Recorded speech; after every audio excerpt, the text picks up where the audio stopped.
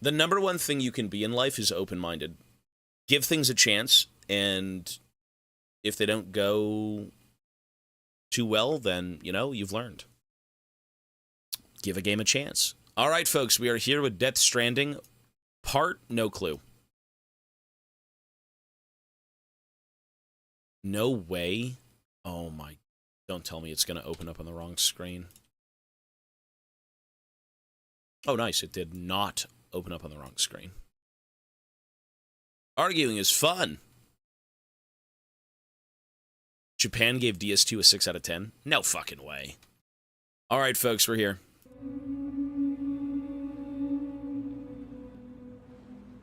You don't have the grit.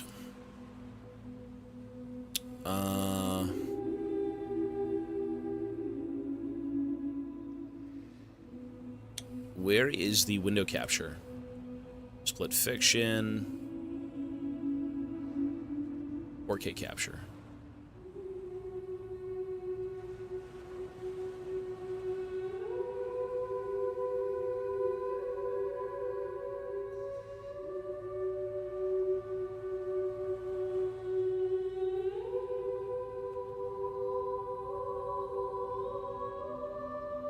All right, let's get it done.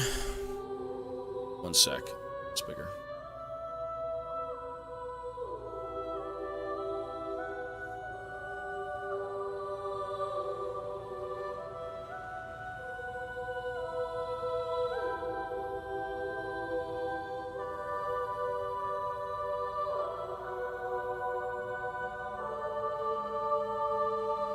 Excellent, let's go.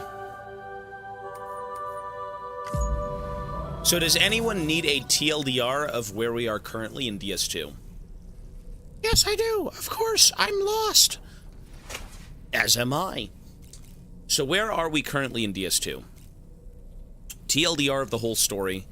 We saved America. We then took our child, who is government property. We went to Mexico to escape all that life.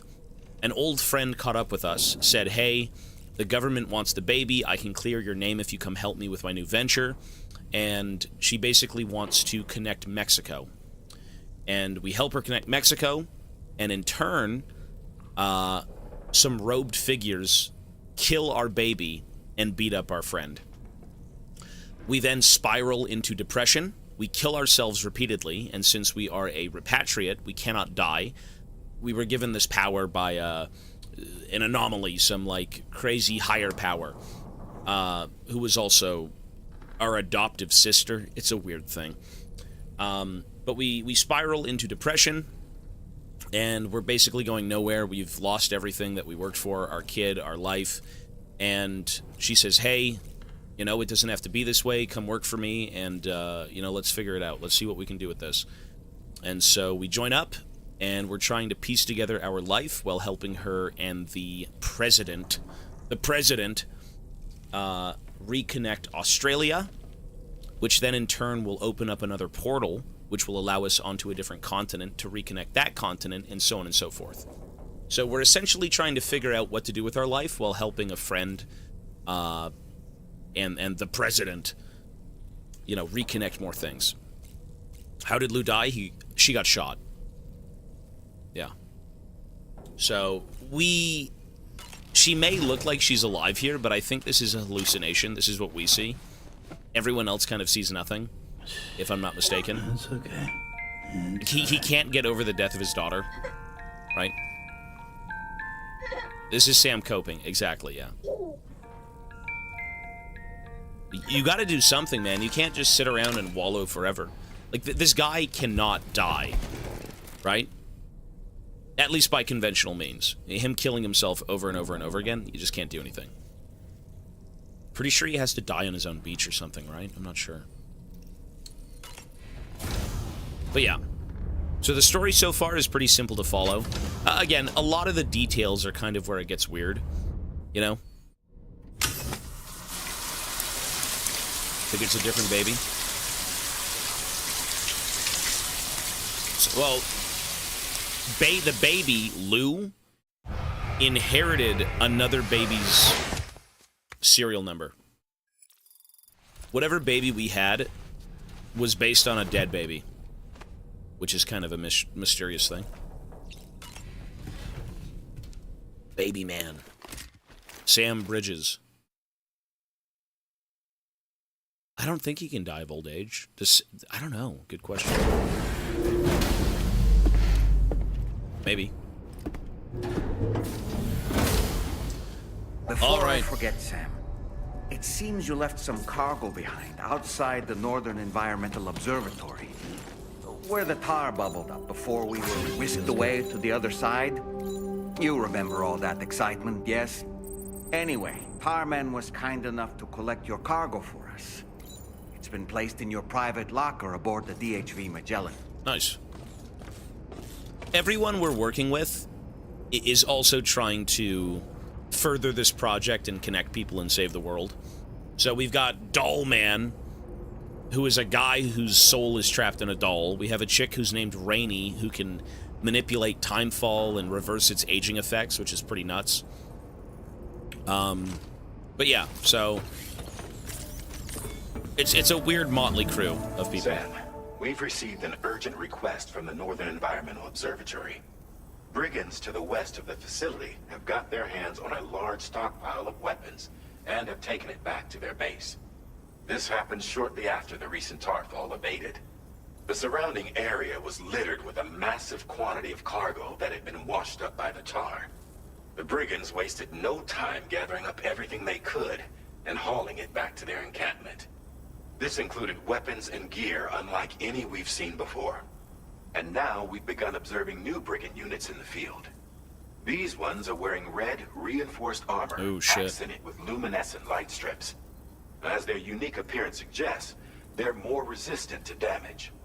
Melee and electrical attacks are especially ineffective against them. Shoot them with a bullet gun. These units have clearly been outfitted for close quarters combat, and their sudden deployment is troubling to say the least.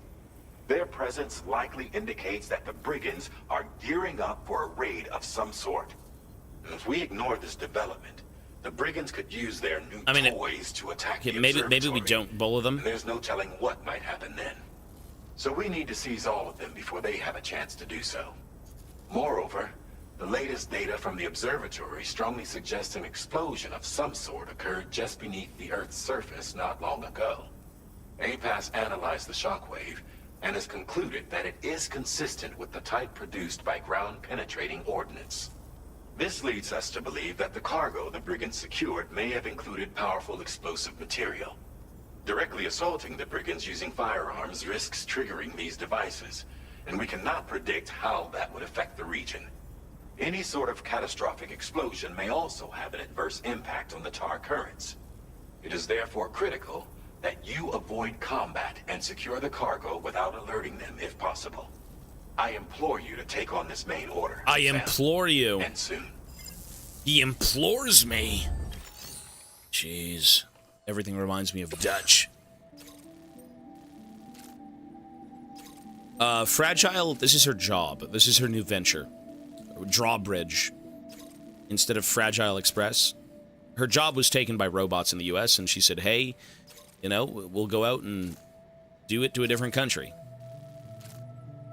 So, he implores me. I think Dollman is just kind of information. He's just a knowledgeable person. I'm not sure he got... I don't think Dollman has anything in particular. He's used as like a reconnaissance guy in this game. He did like a J-pop dance routine to a song, which was cool, but like, I think he's more of a... like, information. Yeah, he's yeah, he knows stuff. Seen the brigands carrying weapons into their base to the west. The cache is said to include dangerous explosives. Retrieve all of the weapons set and burrowing bombs from the brigands to keep the Northern Environmental Observatory safe. Do that. Led, hello, sir. He's in Alexa. There's a lot of hang on.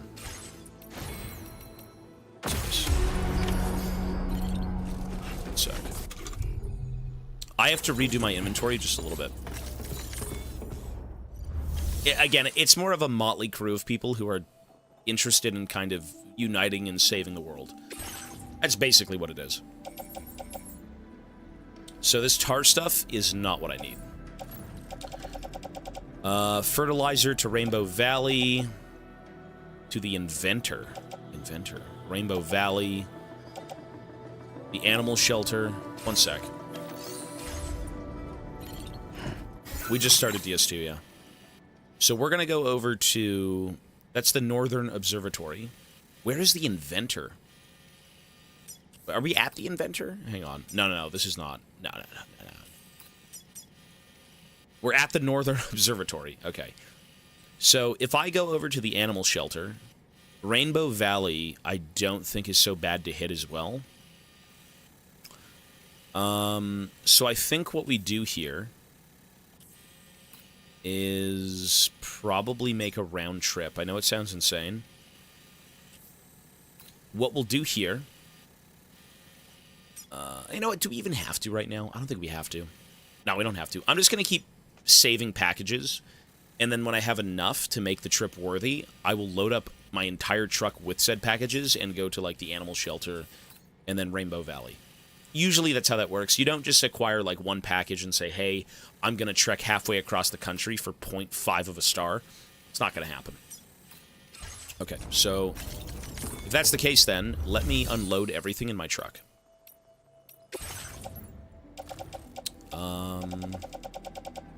It's a lot of shit in my truck.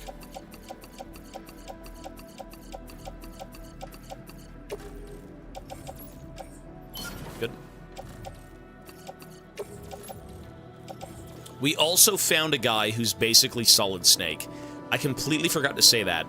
If you've seen the first game and you remember Clifford Unger, Mads Mikkelsen's character, we basically found that situation again, where it looks like we ended up in Mexico going through tar and found another guy who was in charge of a bunch of Marines, except he was like a younger Spanish-looking guy, and he had, he was basically Solid Snake. I don't know what else to say. He was just Snake. Okay. So that was cool. Pirate, thank you, sir, for the 79.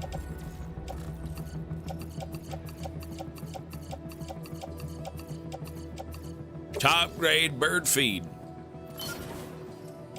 Okay, skeleton is good. Boots are good. Blood bag. We need more blood bags.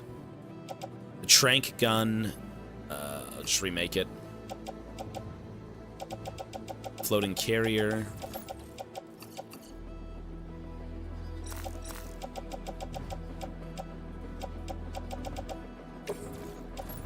Cycle. So all of these things, we don't need. Machine gun I can use. Alright, so we need some blood bags. And... bola gun. Blood bags, bola gun. Blood bags and a bola gun. And the trank. And a bola gun. Didn't they say there was robots? And if there's robots, I mean, something... He said something like that, right? I mean, we have a machine gun. That should be fine. Oops. Shit.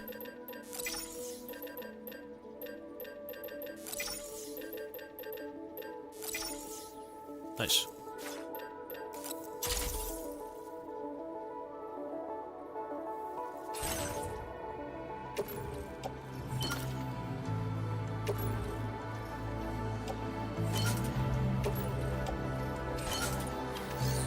Can't I take more than one blood bag, though?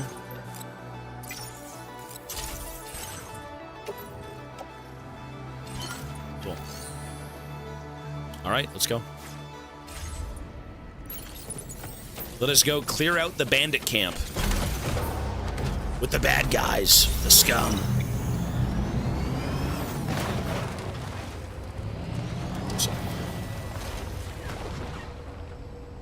Where's my volume?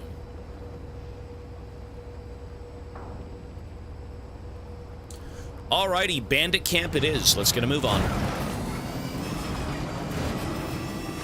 So, clear these out, keep everyone safe, deal with the robots, we're good to go. I think it was robots they said. It's supposed to be metal, red metal something. Take a look. Even though we cleared this out the night before. There's a truck. DMC reference.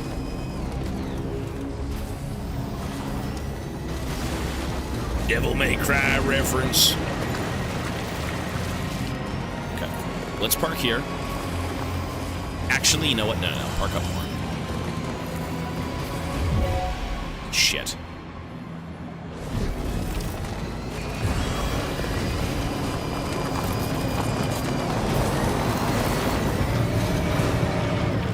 Sir, you don't want this.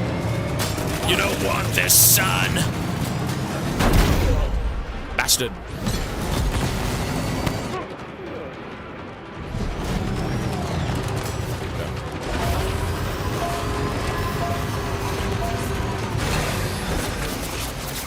Just gotta move on.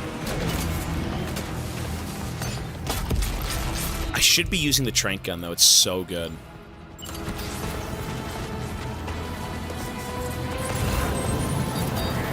Holy shit, look at it all.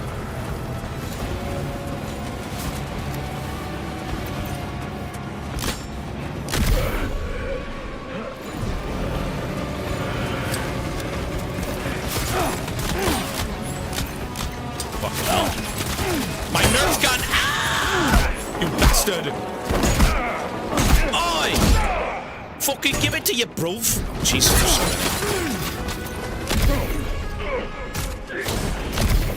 many. Jesus. There was a truck that fucking pulled up.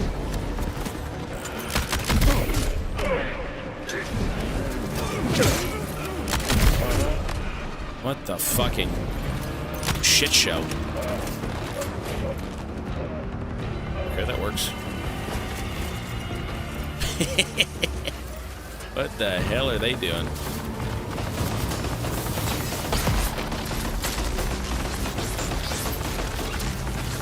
Kind of crazy to think that it's still on brutal, but like, they're not that bad to deal with.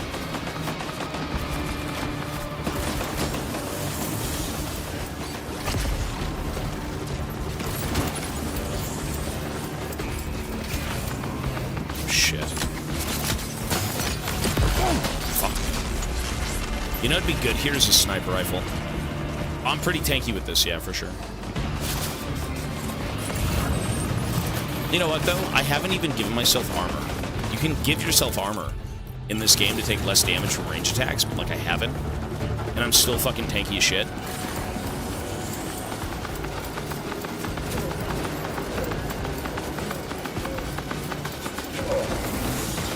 Oh, I got him. Really?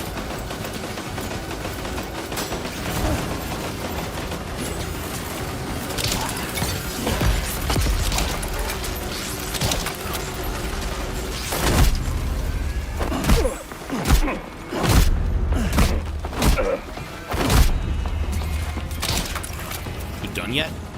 Oi! Sit down, brother. Take a nap.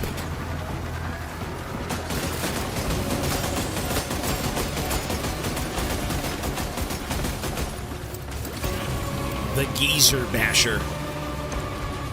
The bloke basher.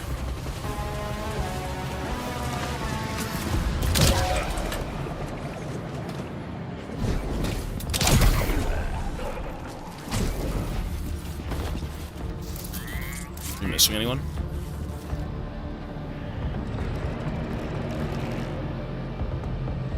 I think that's it, no? There's a guy right below me. Oh, there's two people. Ooh, there's three.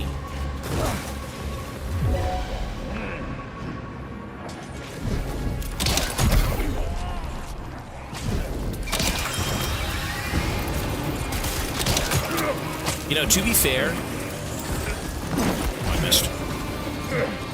The Bane dropkick.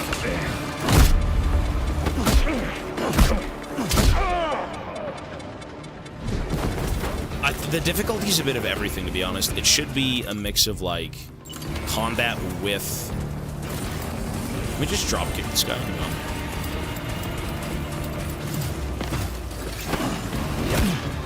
Shit.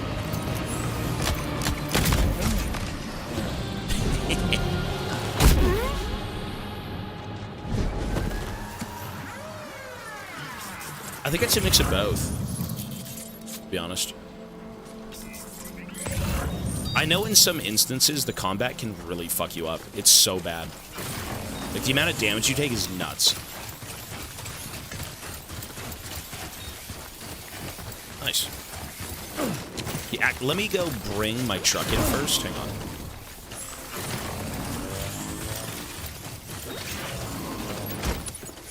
And I'm pretty sure this shit's gonna heat up, right? Like, this is still...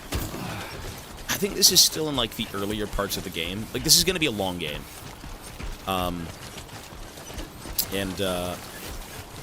We're still kind of in the beginning phases of it, so, like, I don't think it's supposed to be that bad. You know, I'm sure things are gonna have nonsensical weapons and gear.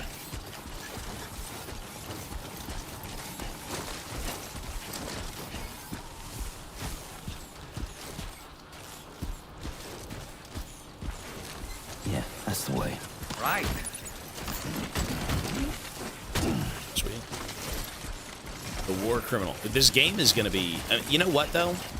Kojima is the guy who you let cook. And the only way to enjoy his games is to be along for the cooking. Right? I really enjoy the slow burn of these games. Not only are they chill, but they really start to amp up and you start to appreciate more and more of the game as you keep playing. Which I think was his intention anyways, right?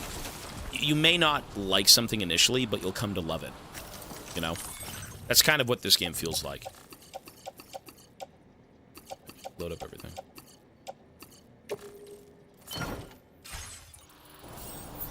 There's the coffee maker. I did get one.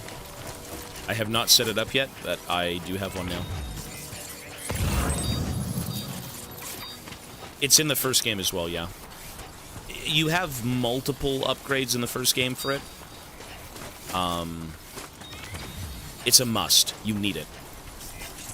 He's a legendary developer for a reason. Hey, you let him cook, man. Metal Gear was the same. You know, when you've got a formula and when you've got something you believe in and something that is, like, tried and true and people love it, you probably will keep using that, you know? If it's not broken, don't fix it, right? But always be willing to innovate with what you've created.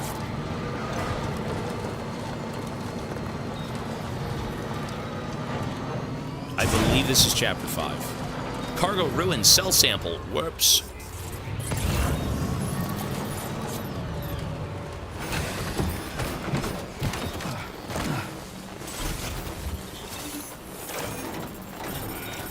Let's go yoink everything.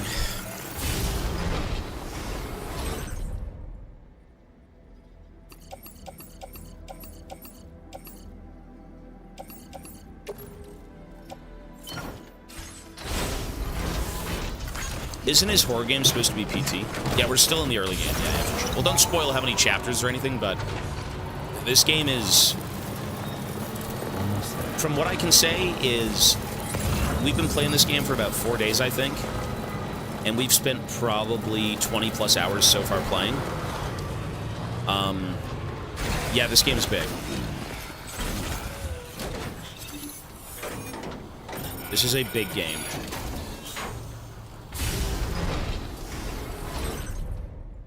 Nothing, really. You know, you get your money's worth with Death Stranding.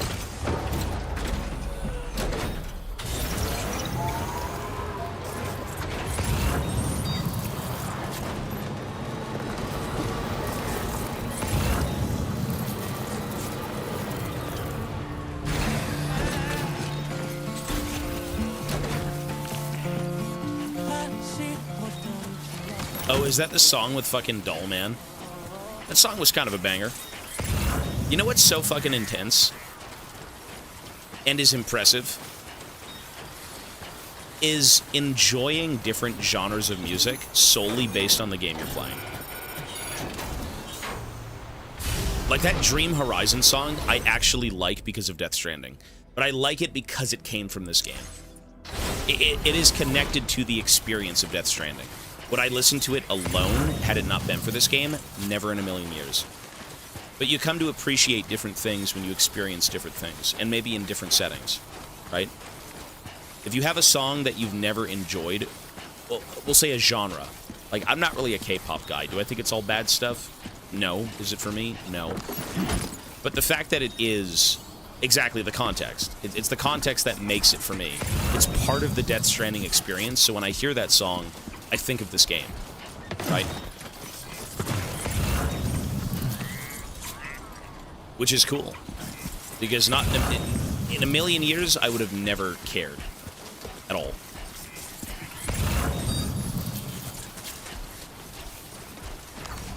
It's the same thing with Low Roar or any of that stuff. Again, they're not bad, but you really need something like a Death Stranding or Red Dead Redemption to kind of show you different types of music that you may enjoy.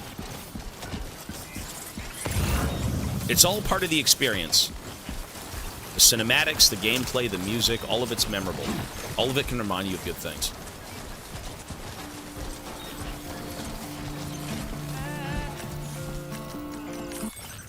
Okay. Oh shit, wrong one.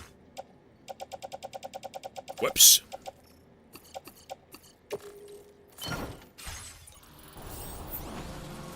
I don't think I'd listen to Pon Pon shit alone, but, like, the song is good, though, because of Death Stranding. Would I be a porter? No, I'd never be a porter. Deliver all the weapons set and burrowing bombs to the northern... Okay, going back.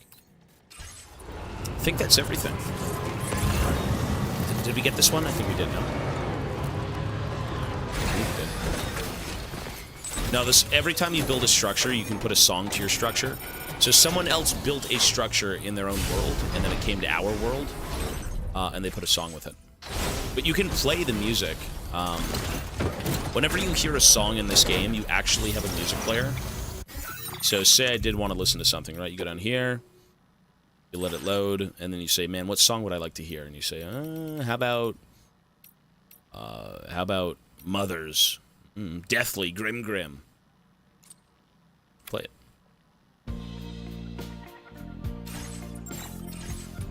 There you go. There's a lot of copyrighted... No, there is. There's a ton. But that's part of the experience, man. I think I've come to accept it. As long as I don't get bashed over the head with, like, DMCA, and it just gets completely muted in the VODs, I'm fine with that. Because the number one thing is you need the experience of the game to be true to what it was made with, right? Like, if you turn off the music, it's not the experience. That's not the intended way to enjoy the game, right? So, you know, I want to experience it as it was intended. It's just not fair otherwise. And same thing with the viewers. You know, for the sake of going back and watching it again, it's unfortunate we can't have it any other way, but when you're playing it and experiencing it live for the first time, that is the most impressionable thing. But there is quite a few bits that are muted, for sure. Now, the coolest thing is if you play this game again, say, a few years later, they will most likely... You know what they did at one point? So we played DS1, and they had a lot of different music in that game, and a lot of it was very, copyrightable. But what they did was they were able to get the rights and say, hey, everyone can listen to it regardless of copyright. And that's amazing. That's awesome. So you weren't even muted in VODs when you played DS1, despite hearing a ton of different bands' music.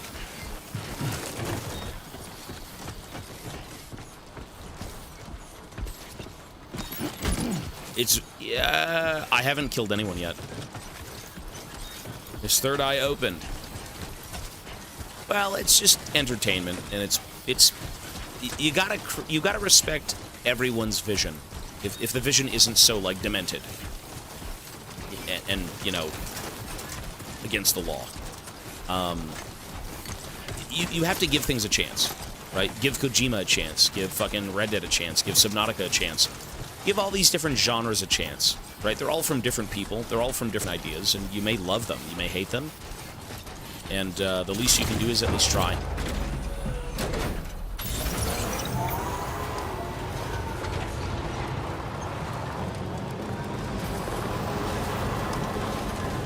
Red Dead Redemption's a skip. If there was one game on Earth you'd never skip, it'd be that game. You know what, though? I actually think one of the best games you could give everyone on Earth is Subnautica.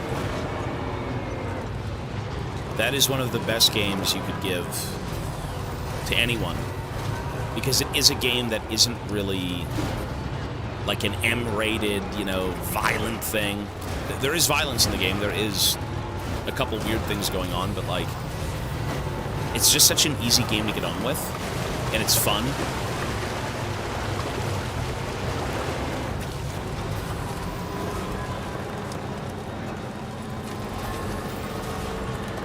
I gave it to my cousin with thalassophobia, and he died. Expedition 33 is on the list. Oh, fuck. No, you know what, though? Either through wanting something different or just having different ideas, this game is good. Do I think this game is Game of the Year worthy? I have no clue yet. I have no clue. The fuck was that? An ice cream jingle?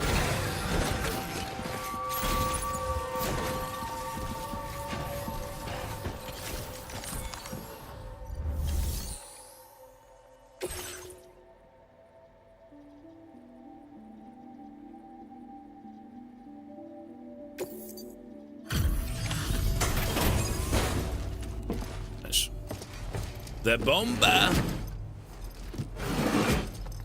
I mean, even I was kind of scared initially of Subnautica when I first played it. Bro, when you start in the water and you see these fucking alligator things, it's like, oh god. Way to go, Sam. Yes, sir. Let me get started on processing your haul. It's fucking creepy. But you know what? If you can somehow overcome that, it is such an amazing game. Nice. I can't find a single scratch on any of this stuff. You truly are one of a kind.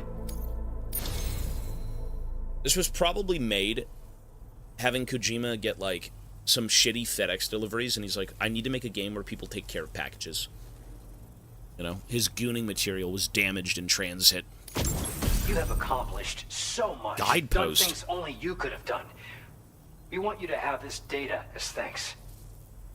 Structures that automatically illuminate at night, allowing them to be used as landmarks. Several guideposts can be deployed to mark out a route through the landscape.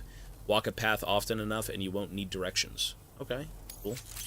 That could be good for climbing up the mountain to go see the, I may use those to go see the commander, the sniper in the hills, who's surrounded by BTs. Because you need to take a very specific route to get to him. Cool. We've increased your allocation of materials. Our way of saying thanks. Now displaying your current order grade. Flank him. Well, no, just put them up into the hills so I can deliver to him. The way to get up there is a little bit jank. There's a lot of, like, weird twisting paths and things, and if you have, like, one set direction, you don't have to think. The guidepost data we just shared with you is great for making landmarks to prevent people from getting lost, even at night. Yeah, the and commander. when you do place them, you'll find they're useful not only for getting your bearings, but also for creating routes that will facilitate travel for everyone. Aside from that, we've also made it so you can now use your PCC to fabricate bridges up to 80 meters in length. The rivers ahead of you are prone to flooding, so I imagine extra long bridges will be especially handy. Oh, and Sam, there's actually one other thing I wanted to talk about. Call it a little insight into the cargo you recovered on our behalf. It included a device I believe you guys have taken to calling a chiral jammer. These jammers are capable of disrupting the flow of local tar currents. In addition, You also recovered some explosives modded to be able to penetrate the ground and detonate within the tar. This would destabilize the currents over a large area. Needless to say, both these items could have been used to deliver an enormous blow to the chiral network. In other words, we've really dodged a bullet. But what I'd like to know is why this tech wound up in their hands in the first place. Can't chalk it up to pure chance. Someone's giving it to him. Honestly, it's almost like those brigands knew in advance that the tar was hiding cargo. We've got to consider the possibility that someone gave them a heads up. It's the fuck. Food It's for thought Higgs. on the road ahead. Higgs. He's working with everyone. Excellent work, Sam. You'll be happy to hear that tomorrow's regained consciousness. Once you're back on board the DHV Magellan, you should see for yourself. We'll go see her. You know, there's a few instances in this game. So the number one thing about this game that I find so intriguing, but also hate, is that it's so immersive and at the same time so unimmersive. The unimmersive aspects are solely for the sake of, like, player...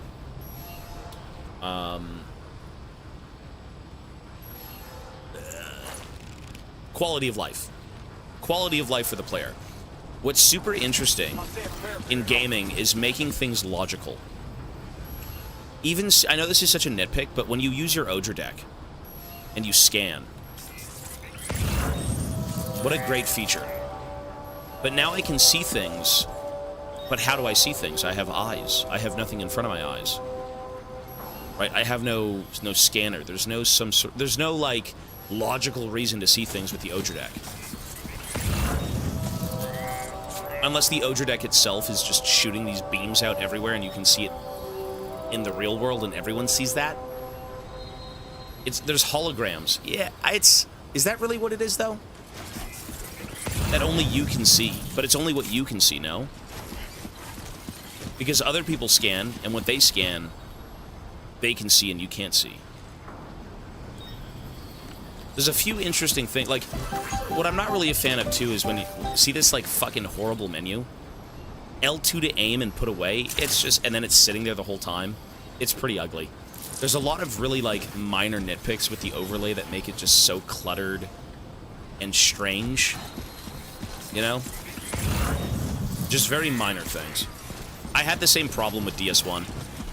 They make this game so cinematic and so real, and you're breathing with the world. And then it's like, here's 50 HUDs inside of a truck. Like, holy shit. Some people like that stuff, though, for sure. But it's a weird middle ground where, like, he makes the game real, and then they've also got very, very, very, very, very gamer-esque things that kind of are like, eh. The UI is the same thing as in DS1. Same thing. It could be some sort of... Maybe it's an implant, maybe it's something. I don't think it is. You know? The coolest thing about making a game or making a world is making sure everything is logical in that world. If I scan this, how am I logically seeing this? Is this being fed visually to me on the field? Is this being fed to, like, a neural link that's connected to my Odra deck, which then allows my eyes to see it? There needs to be a realistic, in my opinion, answer to mechanics in games. Because it makes them so much more interesting, right? So, like, some of these things... You know, maybe this whole thing with the Odra deck, there is a... There's a thing here we can read. No. Odra deck. Watchers, tech, Odra deck. A scanning device primarily used by porters. Upon activation, it will scan nearby terrain and inform the user of its features. Inform the user of its features. So how is that information being fed to us? Is it a hologram? Odra decks can be used to detect BTs when connected to a BB pod. This BT sensing technology was developed as part of the process that led to the creation of the chiral network. Bridget Strand believed that BT's invisibility was one of the reasons they were so feared, and that rendering them visible could be the catalyst that would kickstart humanity's battle against the Death Stranding. Work on BT sensing technology therefore rapidly developed under her direction. Odra decks are also fitted with a light that can be used to provide illumination in dark places.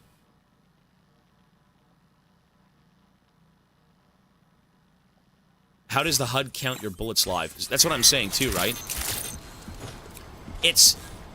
The coolest thing about this game, again, is that it feels almost like the greatest third-person game I've ever played, which fed everything into believability so well, was Dead Space. Dead Space has one of the greatest third-person UIs I've ever seen. Like, if you had some sort of hologram show up when you used a gun because the technology was so advanced, and it showed your bullets as you aimed, that would be so much better. So much better. There's a lot of... It's minor nitpicks, I think, but it makes the world feel more alive, instead of feeling like you're kind of playing a video game at the same time, which is what you want. You want to play a game, but I think when a game is... it was excellent. That was amazing.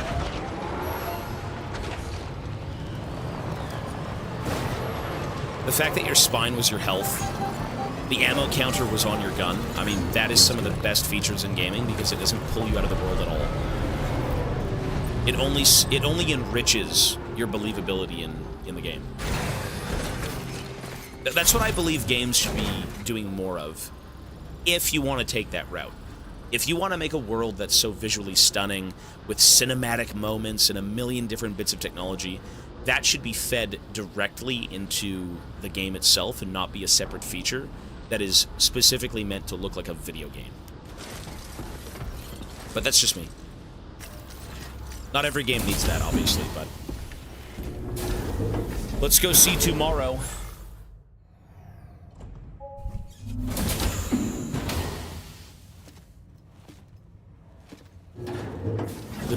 Is the BB... I don't think the BB's connected to your ass. What?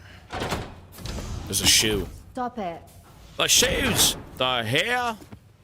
What's she doing? Someone doesn't like shoes.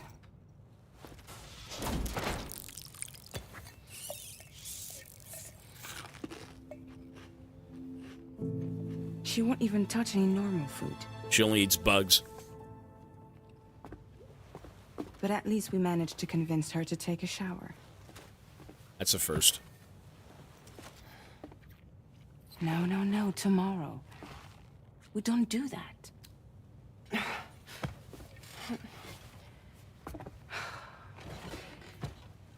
Seems like a real handful. She just needs some time to settle. You must be tired, Sam. Get some rest.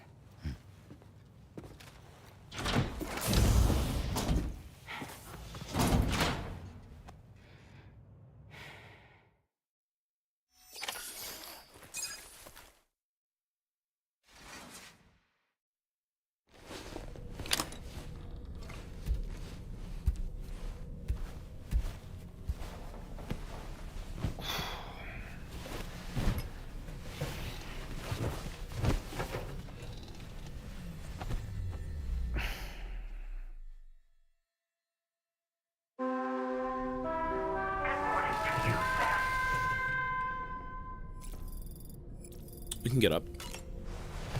You know, there are HUD options in this game, and I kind of want to see them. I'm very curious as to what they thought was, like, usable and what you can take off. We have a new assignment waiting for you. I'll need to brief you on upcoming objectives as well. Okay. Access the delivery terminal at the Northern Environmental Observatory to take on this main order. What if tomorrow's the original BB-28? If she's a baby, maybe. I don't know. Could be.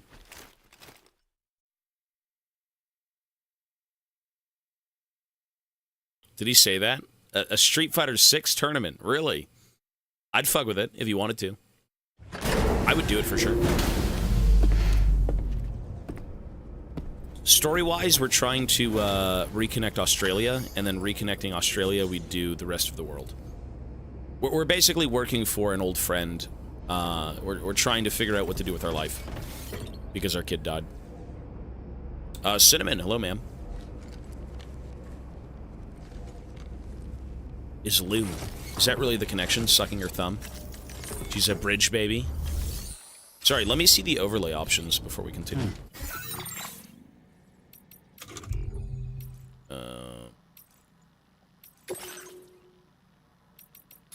Let's see what they deem worthy of taking off in the HUD. Camera settings.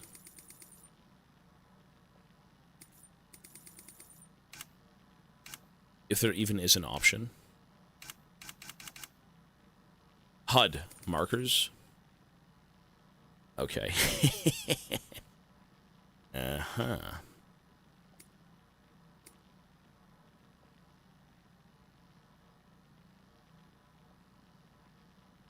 Yeah, that'd be so amazing, though.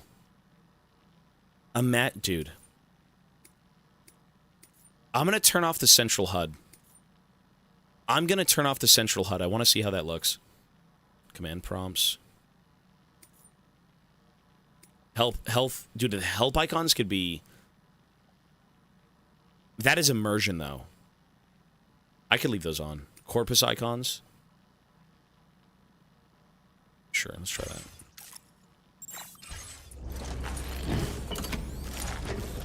Oh, it's cool. It's nicer. You got to admit, it looks so much nicer. If only there was like a very faint minor dot that you could barely see.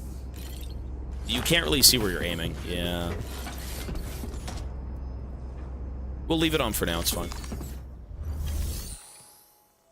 Actually, no, we're not.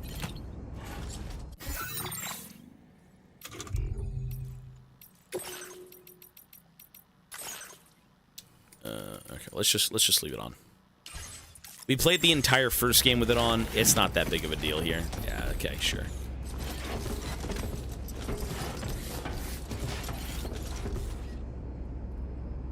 Put the HUD back on, mark the reticle HUD off. You could do that, yeah. It could be a thing.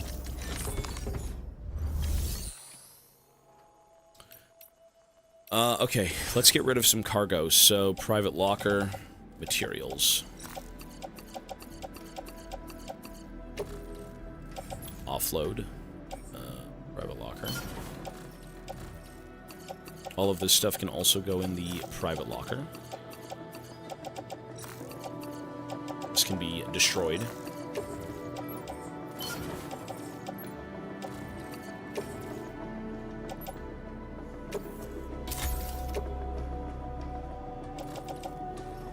So, boots, battle skeleton, blood bags, blood grenades, the trank gun still has a shit ton of bullets. The bola gun is good. Yeah, we're good. Paradigm backs, right in the middle. Okay, before I continue, folks, I really have to use the bathroom. Give me 2 minutes. I'll be right back. 1 sec.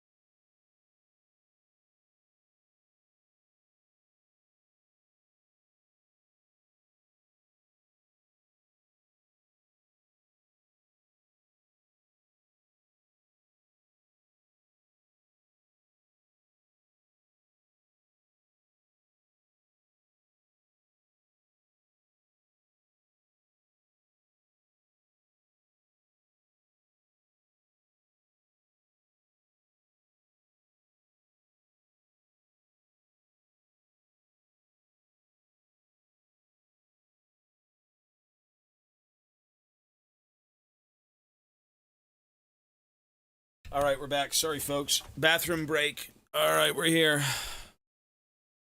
I have a headache, man. Fuck. All right, yo. So, let's get rid of everything we don't need. This is in the locker, right? Okay, we're pretty good. So, bola gun, trank gun. The only thing I gotta take with me is the machine gun. Do I have any machine gun? Machine gun! I have 50,000 fucking ladders.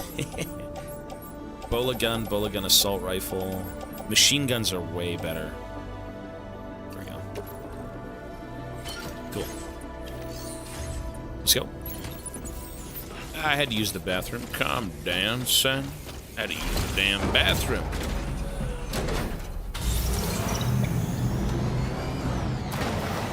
Alright. So if we find any more packages that can be delivered anywhere, I think the best course of action is to save them all. There's no point in making brief trips back to fucking nowhere. Wait till we have about 50 of them, and then we'll go take 50 of them. I don't use ladders at all. I never use ladders. I don't think you need them. Honestly, the traversal... Sam, hang on. By linking up the various sites farther to the north, you'll eventually be able to establish a connection to Hartman's facility. In short, it's time to tackle the northern part of the continent. Start by bringing the F2 South Distribution Center into the network. Okay. Some of the staff there are former residents of Cape Fort Knot who managed to escape the city before it was swallowed up by the tar. In addition to overseeing distribution operations, they also protect the facility from would-be assailants. Unfortunately, local chiral contamination levels are extremely high, leading to disturbing reports of paranormal phenomena near the facility. Really? The cargo you're tasked with delivering should aid staff in dealing with this issue. Okay. Accept the main order from this delivery terminal to proceed. Paranormal activity. That's a movie. Your next destination is the F2 South Distribution Center, a facility plagued by paranormal phenomena. They'd like you to bring some necrobiotes from the Northern Environmental Observatory. God damn. To help them out, be sure not to submerge the cargo in water. I mean, I'm in a truck, man. Don't even worry about it. So the number one thing... necrobiotes. Yeah, a cryptobiote variant that is usually observed near the skeletal remains of stranded animals. It is extremely poisonous and is known to induce a near-death state mere seconds after being eaten. As a result, it seems that humans who haven't been blessed with Doom's abilities are briefly able to sense the presence of BTs while in this state. Wow. It's a connection to the other side.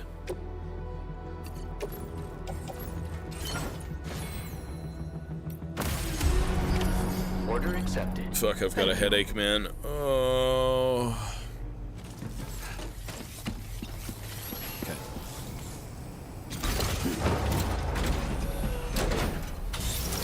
I cannot eat the cargo, sir. On our way, though, we will be stopping and picking up packages, and... Where do I go? Where's this place? Huh? Oh, it's right here. Commencing route creation. Delivery route finalized. Commencing route creation. Lovely. Delivery. Easy enough. No, I've got a really bad headache.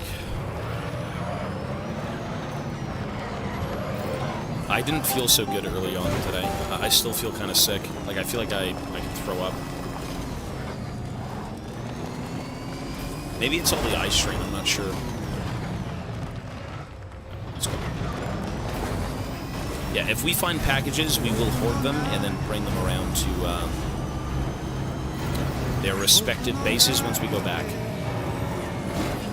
Just like that. Look, there's some data. I hope you get better. Hey, I'm good, sir. I just don't feel well. I suffer from cluster headaches. Well, you know what, man? Today I did buy a coffee machine, and I do plan on trying to... Oh, there's BTs. I do plan on trying to get myself in order, health-wise. You know, they did say there was paranormal activity here. What is that? Oh. Well, that's unfortunate. Fuck you, motherfuckers! The tar men! Oh my god, they want to oil me up.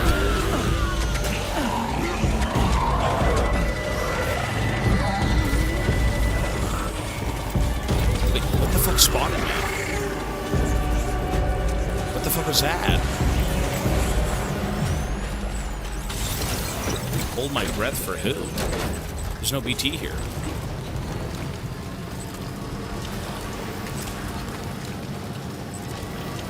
Oh my, oh god. It's long. BT with the long dick. Long dick style. Run! Better check for directions. Fuck, we're so far away. Oh my god, we're so far away.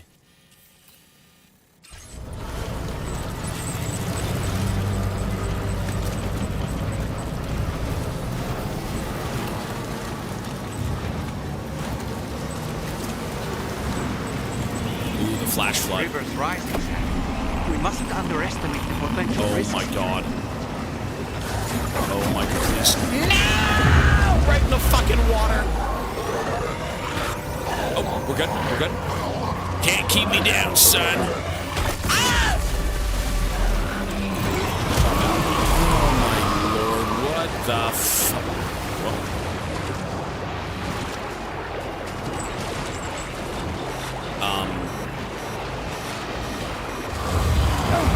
Good god. Oh, it's this asshole. I remember this thing. I'm out. There should be 2 of them, no? Yeah, there's the other one. Okay.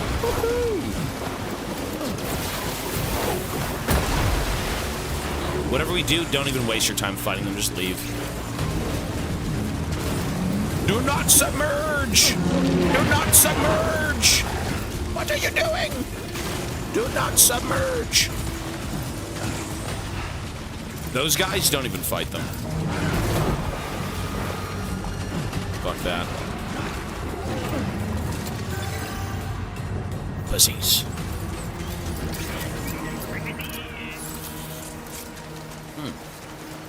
Might there be somewhere we can cross? Wait. Do you hear that? If you walk into the water when he's speaking, he starts to drown. That's a funny touch. Might there be somewhere we can cross more? That's funny. Dude, this game's awesome. It's the small details that make it, dude. Look at this. Murloc sound, yeah.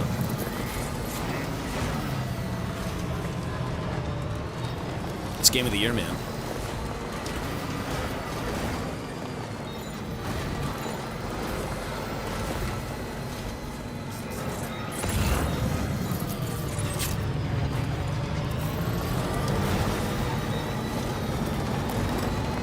Rainbow Valley, okay.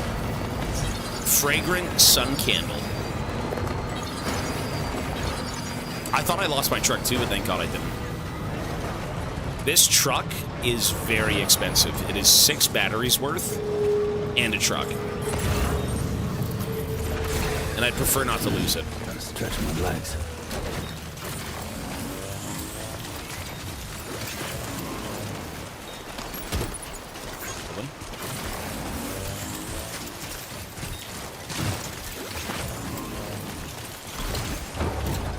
It's very useful. 6 level 1 batteries. Yeah, it's not the best. It'll be better. I've never heard of it break. Whatever games we've got on our list right now is all we're going to be playing, so nothing like that. But when it comes to, again, this whole game is about logistics. It's how you take things from point A to B and the routes you can make. So, like, whenever you get a vehicle, it becomes your lifeline, right? If you want to go out and, say, spend 2 hours picking up packages, you can do that in a vehicle.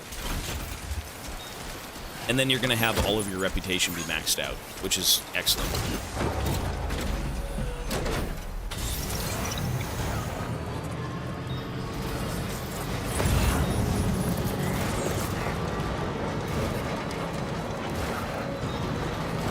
You sit in the front like a toddler. There's a reason. Say it's so you can see everything around you. This is essentially a mail truck.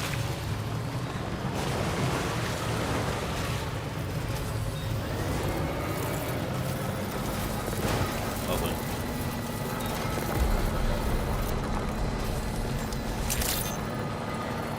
Good morning to you guys. Security measures lifted. Weapons detected. Be advised that usage is restricted inside facility grounds. Contamination in progress. No anomalies detected. Welcome, Sam.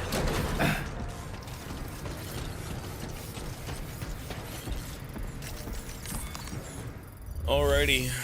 Deliver and report. Let's get those necro buyouts.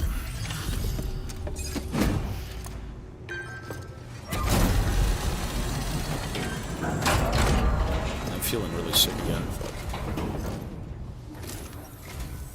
You're with Drawbridge, I presume. Yes, sir. Yeah, you seem like the genuine article. Welcome. Is he not a Hope it porter? wasn't too hard to track. He's not a porter. Just need a moment to check your cargo. He's got like a suit on though. What the fuck? Looks like a porter suit.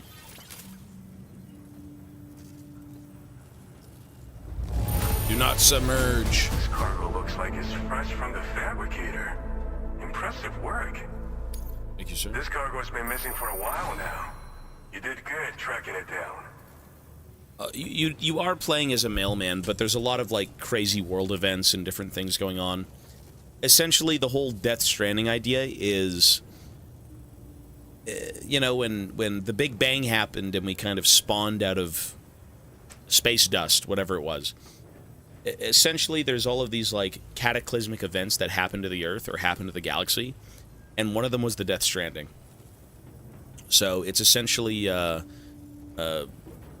some force that's, you know, caused the dead to kind of stay on Earth and fuck everything up. There's a lot of weird shit going on in this game for sure. Here. Keep it up, all right? All right. Go ahead and put us on the chiral network. Let's do it, sir.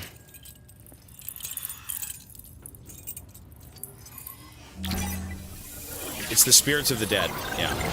Their souls linger, but they should be moved on. Game of the year and not Split Fiction.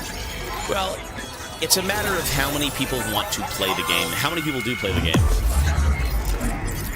If more people play Split Fiction, it will be Game of the Year over this game. If more people enjoy it. If less people bought this game, probably not, right? Samson Hook. I feel like I've seen this guy before.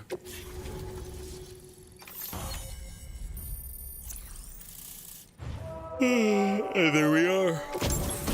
I've got new boots too, combat boots. Boots designated for combat. They are heavy and extremely durable. Kicking an enemy while wearing these boots will inflict significant damage. Okay. Sticky cannon. I've got one of those. A weapon component for the pickup off-roader automatically detects and collects nearby cargo.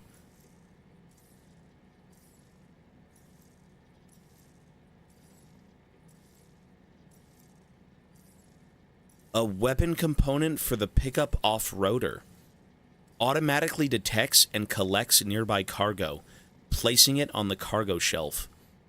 Oh my god, that is so amazing. Heavy machine gun. A weapon component for the pickup off-roader automatically fires MP bullets at enemies within range. The type of damage inflicted changes depending on the target. I don't even need that. It's cool, though. The sticky gun seems dope as fuck. I gotta use that. I have to use the sticky gun.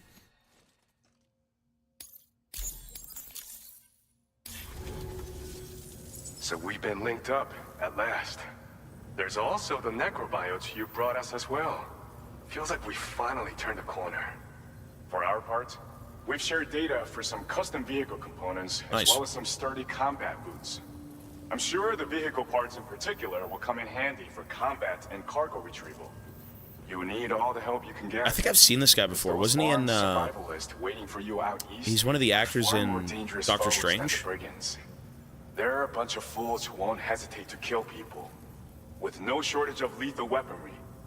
Though I'll be damned if I know where they got it. Make sure you're prepared before you head their way. Speaking of which, those combat boots ought to add some serious power to your kicks. You might want to equip a pair if you intend on getting up close and personal. Always, sir. Custom vehicle components. We've uploaded some schematics for pickup off-roader parts. One of them is a heavy machine gun. It automatically acquires and fires at targets in range. It uses automatically empty bullets fires. for added versatility. Really? It's effective not only against human enemies like armed survivalists, but BTs as well. Wait, that could be really useful. The other part is a sticky cannon. When mounted, it independently scans for cargo in the vehicle's vicinity and collects it. You'll find it makes rounding up dropped cargo easier than ever. And who wouldn't want that? Pickup off-roaders can be equipped with 2 parts like these simultaneously. What if you... So choose whatever's best for the situation at hand. Wow. And it's a passive. That's even better. That's awesome. Are necro buyouts all that useful? They're not something just anyone should be messing with. Their affinity with the dead makes them dangerous. But that's also why we can use them to prevent the dead from attacking us. With that kind of power at our disposal, we can put people's minds at ease. Could solve all kinds of problems, I'm sure. Cool. You're the golden fist? This is the dude he was talking about with the whole melee thing. Get up there and beat him up. Some people have called me that. A while back, we had a situation with this group that went around looting whatever supplies they felt like. You beat him up. And I was the boxing champ who went up against these guys and sent them all packing with nothing but his bare fists. That's the story they tell, but it sure as hell ain't the truth. Oh, okay. I didn't charge gallantly into battle and beat the shit out of them. I approached them in peace so we could work it out. I asked why they were stealing from other people, and they said it was because they didn't have the skills to live any other way. So I taught them other ways to survive. Trained them a bit.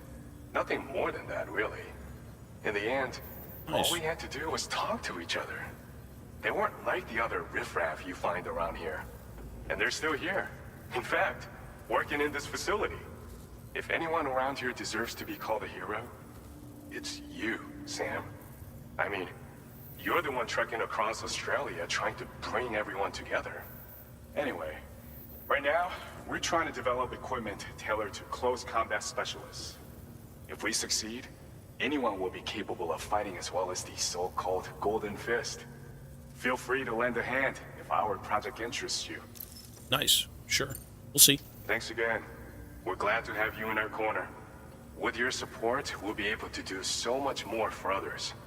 Stay strong and keep doing your thing. We're in this fight together. So the number one thing about... Sam, you're the best. Now get yourself back to the DHV Magellan and take a load off. Just so you know, tomorrow's been doing much better. Pay her a visit when you can, okay? So here's the big thing. Order completed. Well done. When it comes to basically helping out certain locations, so see on the right-hand side where it says 1 of 5 stars? Essentially, if I help this guy out, what's going to happen is we maybe get truck upgrades. Typically, whatever they give you more of, but also melee upgrades. As we keep playing the story, when we find packages or when we find orders, we will take them and then make the rounds. But it's always about the efficiency of the rounds, right? You don't want to go from, like, A to B, deliver 1 package, and then you're done. You want to go to, like, 5 different places, 3 different places, full of packages to kind of boost that rating so you get all the upgrades at once. So, we're pretty much good here for now. Nice. I do want to see the upgrades for the truck. That's fucking cool. Let's go see those. Oh, over here. So instead of 2 batteries, I'm probably going to give myself the arm. Not this one. The fabricate. Garage. Here we go. Okay. Wait, can I even upgrade it here? Customized backpack garage. Can I only do it aboard the Magellan? I think I can.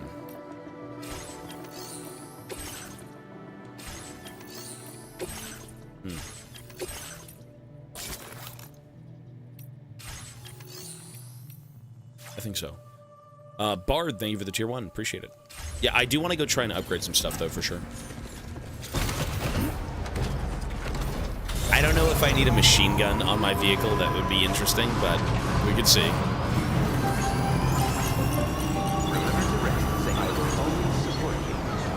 Orders. What is brother doing back there? Where is the Magellan?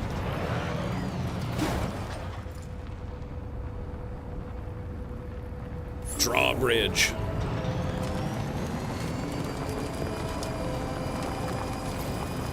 Disengaging weapons restrictions. Oops.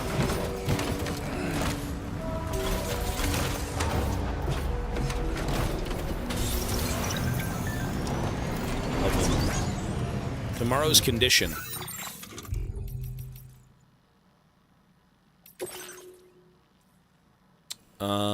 It seems tomorrow is able to understand what we're saying. We're trying to teach her about life in this world, but it's a slow process. She's definitely curious, though her eyes light up a little, like a little kid's. Okay. Terraforming report, Northern Environmental Observatory. Check it out, Sam. The Northern Environmental Observatory is getting greener by the day. Turns out my rain's pretty handy. Unidentified cargo was spotted where the tar was spouting out. We've already done this. Done this? Rely on Drawbridge for the help. They sent the brigands surrounding the facility packing. We'd be lost without Drawbridge. They took out this giant mech that's just showed up here. Okay, yeah. They put out the bushfires that are here too. Bloody hell. There's someone in my house. What? It seems an order's been issued to deliver cargo from the animal shelter to my place. What's odd is that the order came from my shelter, but there shouldn't be anyone there right now, unless someone's broken in. I've got a bad feeling about this. If it's not too much trouble, could you head out to the animal shelter and see what you can find out? We're gonna go back there, yeah. I don't know. Someone's ordered a package to her fucking address inside the place. We can make the rounds, but what I want to do first is upgrade my vehicle.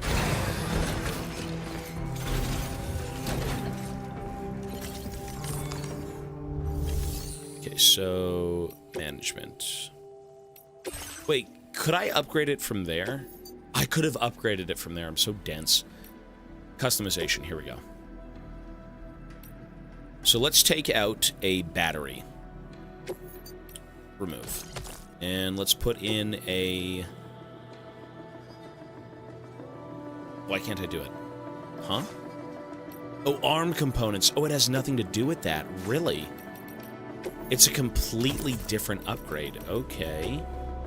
So the sticky cannon. Look at that. A weapon component for the pickup off-roader automatically detects and collects nearby cargo. You know, I feel like I don't need the machine gun. But what if I get 2 sticky arms? You know what? For the sake of trying something else, let's do both. Let's just do both. Cool.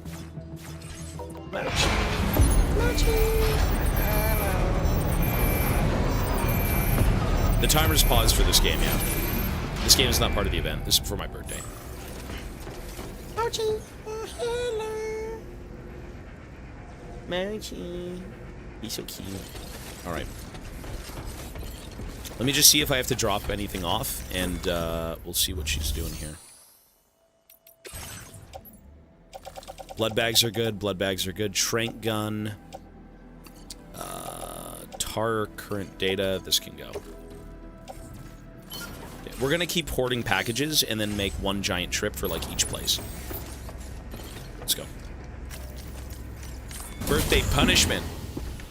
Watch it. Hello. He's a baby. Oh. Oh, just a little longer, okay? Raindrops are falling on my head. And just like the guy whose feet are too big for his bed, nothing seems to fit. Those raindrops are falling on my head. They keep falling. You know this song? It's like she's growing, though. Like who is this person? I just did She doesn't know anything. talking to the sun. And I said I didn't like the way he got things done. Sleeping on the job. Those raindrops are falling on my head. They keep falling. But there's one thing I know. The blues they send to meet me won't defeat me. It won't be long till happiness steps up to greet me. Okay. Raindrops keep falling on my head, but that doesn't mean my eyes will soon be turning red. Damn, Sam. Okay. Okay. Holy shit, he finally said something in 3 years. He's happy. That was wholesome.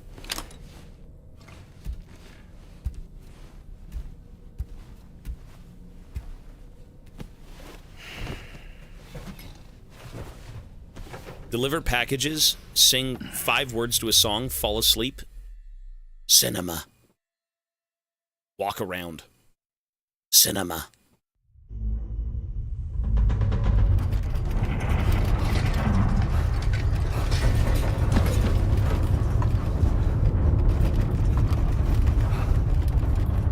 Shit, what's going on? The tar currents. Tar man, what are you doing? I think this is episode 6. Are you alright, Sam? Temporarily unavailable to travel. The gate quaked just now. It seems West Fort Knott was hit hard, and their Cairo printer is no longer working. Really? I'm afraid we won't be able to continue expanding the network until it's back up and running. Pick up your next main order via the terminal at the F2 South Distribution Center. Okay. Don't say how many episodes. No, that's spoiling. Don't say that. No. Necrobiotes are fascinating, and they seem to have become more commonplace lately as well. Ever since you and I were swallowed up by that tar fall, to be specific. This sudden increase in the population should be considered yet another example of an environmental anomaly. If we successfully extend the network across the continent and trigger a plate gate to appear, such anomalies should begin to wane. Why don't you try freshening up with a shower? Why don't you shower? Oh, right, you're a fucking puppet. Fuck you. Yeah, I'm gonna go shower. I need to clean. Dude thinks I'm stinky. That is offensive, sir. And how hot is that water? If it's only, there's only 2 settings and it's hot and cold. And you flip it up and you flip it down. Are you not? A little bit. Cool. What if we showered with the doll? What if he's like, don't take me in there, and we just like hang him on our balls?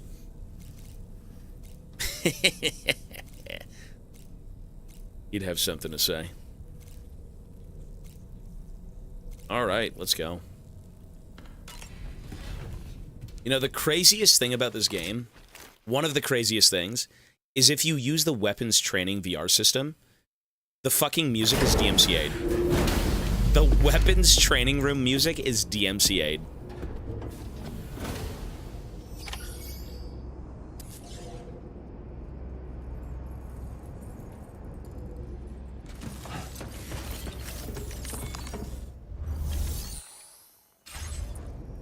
Well, you could, I suppose so. I mean, you only see him hit the hot switch on, but it's just like it's a noise. It's just like BGM. It's like bang bang bang bang bang bang bang bang bang bang bang.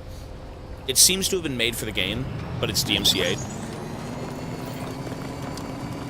Look at my guns. I've got the goo cannon and the machine gun. That's awesome.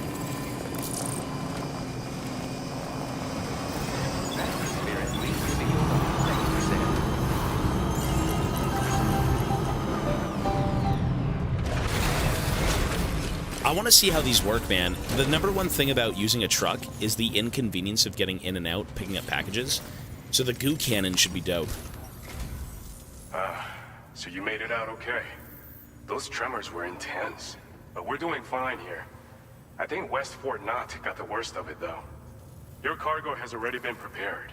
Nice. If you could deliver it to West Fort Knott as quickly as you can, that'd be great. Sure thing. We need to support each other at times like these, so pick up the priority order from the delivery terminal right away. I'm counting on you, Sam. Oh, is it going to pick up useless? Well, I don't think it's always useless. I like picking up everything. I may be a mule, but, you know. Standard order. Recover cargo, aid. Oh, we can do both. Ooh. Oh.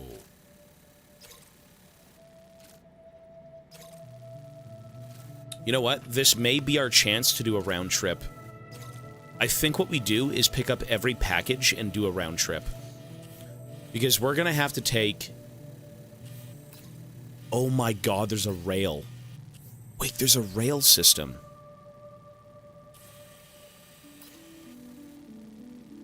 Oh. How insane is it to build that rail system, though? That's probably pure CBT.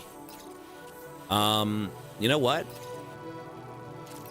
I think what we should do is make a round trip to every single place. I think we can drop everything off. You could fix it, you just need a certain amount of resources. You'd have to build it from here to here to here, and you'd basically have this whole coastline traversable for free. Yeah, you don't build it alone, I'm just saying, like, how insane is it to build? A Gate Quick has brought the West Fort Knott F1 to its knees. Their chiral printer has been badly damaged, impairing restoration effects. To get the city back on its feet, deliver all the required chiral printer parts and... Okay. Recover aid packages from the designated location and deliver them to F2 distribution. The focus of this delivery is quantity. Okay. Whoa. Whoa.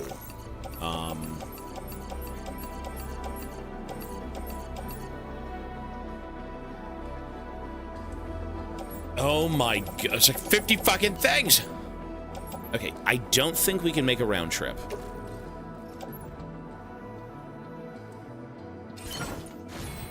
I'm gonna try... Hang on. Holy shit, that's a lot of cargo. Let me see if I can unironically fit every single thing. Hang on. Oh, it's all in the Magellan. Order accepted. Thank you. Let me go to the Magellan and see if I can load everything up in this, just for shits. If I can do that, I'll do a round trip of everything, but... People have built a lot of this stuff. I do. No, that's cool. Hey, if you want to do everything 100%, that's awesome.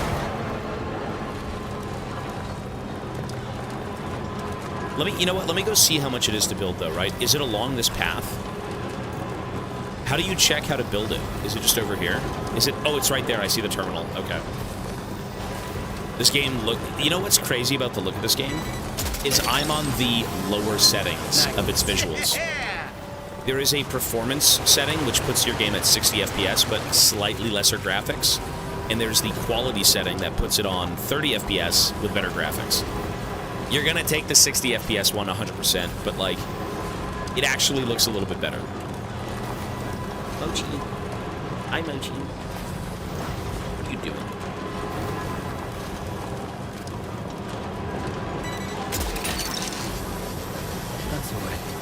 Look at that. Oh, we just picked it up. I wasn't even looking. It looks insane on performance mode, yeah.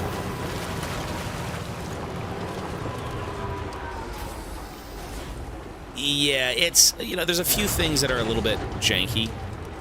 Like, you get off and then the cargo's now on your back, right? Like, yeah. What you should do is have an animation where you throw it on. Okay, let's see. So, restoring the monorail. What do we need? That's it? That's it? Wait, really? 360, 160, and 120? That's it?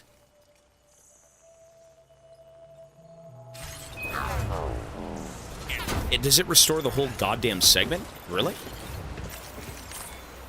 Can someone write this down in chat, please? 360 alloy. 100... Oh, people were filling this up non-stop. Yeah, so I'm the last person to actually build this. 120 chiral, 160 resin, 360 special. Can you write that down in chat?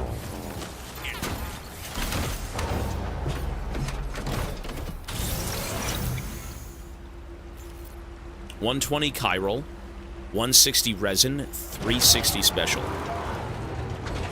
Okay. Let's go get that right now.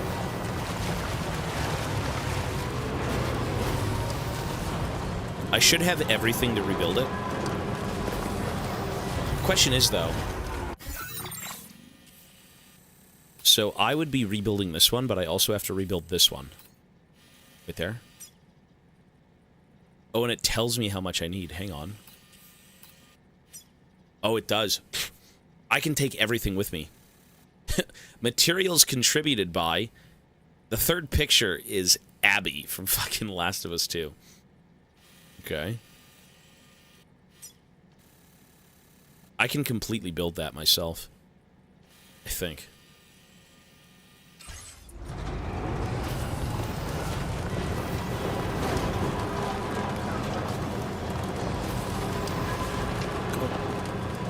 Take a screenshot. I could do that. It's okay, though. We have it written down, and we can just check it out here.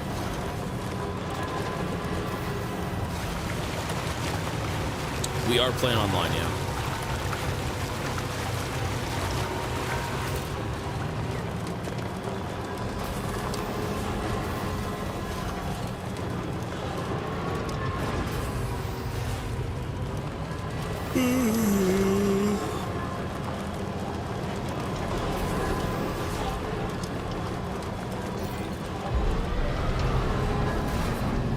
Okay, so 360 alloy. I think I have enough. I've been hoarding this stuff for ages.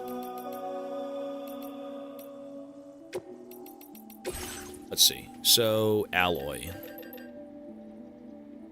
Is it 360?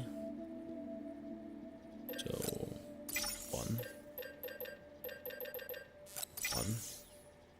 160 resin. I don't have any resin. Do I have resin? I do up here, okay. 160 resin. And 120 chiral.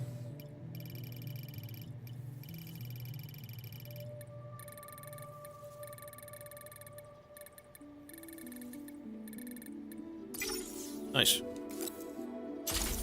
Yeah, that one's done. So I want to actually build the next one. Can you guys write this down as well? Hang on.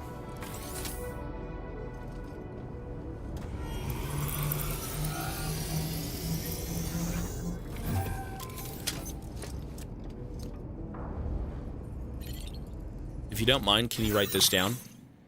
So we can build that monorail. And I'm going to build this one too. So we need 400 chiral. Ooh, 720 special alloy. Hang on.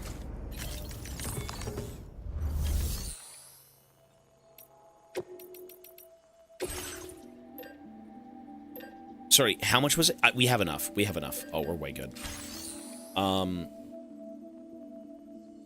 Yeah, we're good. We're good. We have everything. Oh, is that what that is? Thank you. So, 400 chiral. Hey, you guys, if you play this game, you better thank me for building the goddamn monorail. Okay? I'm bringing it home.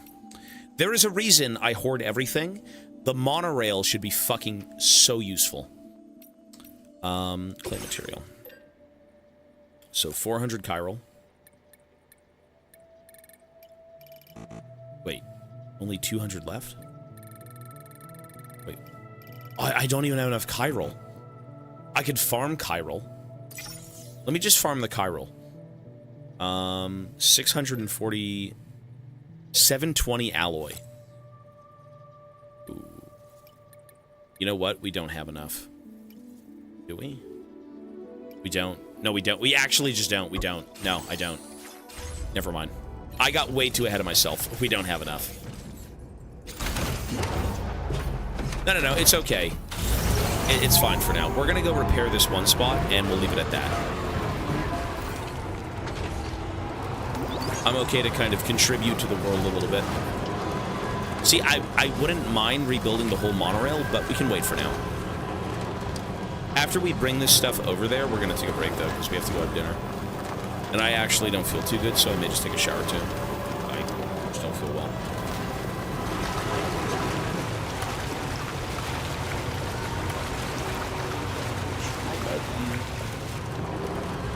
Scurvy dog. Jukes, hello, sir. I'm building a monorail. You can get to work to fix the cars of Death Stranding. Boost the immune system. I do need to go boost something. I'm ill.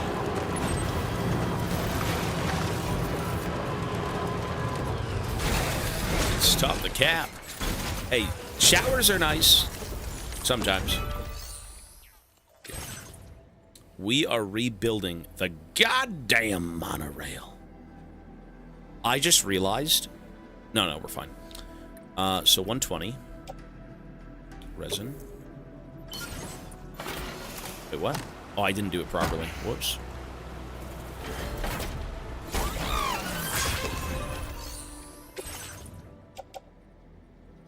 And special alloys, 120. Here we go. Nice. Mochi is running around right now. He's being crazy. The monorail's done. Look at this. Tobias Fate Bane did bring it home, everyone. Enjoy the monorail. If anyone is in my world, be sure to give me some likes. Thank you. I don't do this shit for free. I only do it for clout. Nice.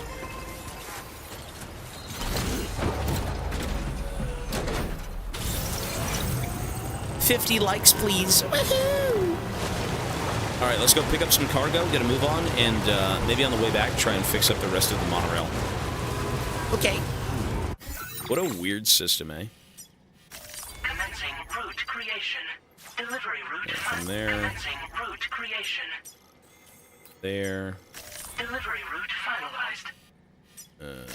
Commencing route creation. Delivery route finalized. So I've got 2 upgrades on my car. One of them takes packages off the ground without me having to leave it. The other one shoots at shit, so yes. How is it a monorail if there's only 2 rails?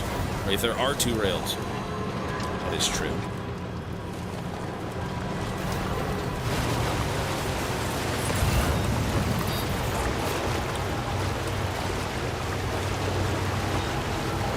You gotta upvote my buildings, you scum.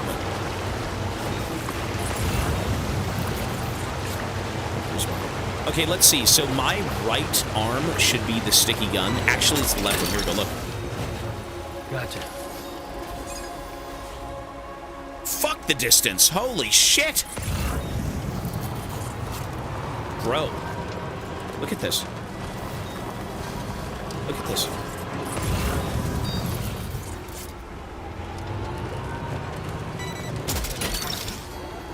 Wow.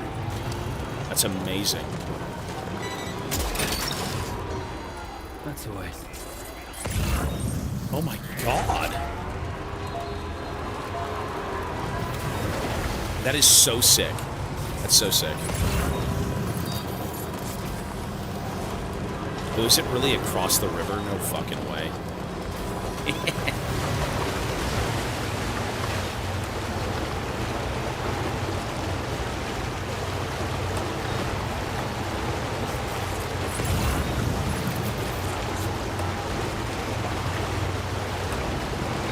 Six batteries are great, though, yeah.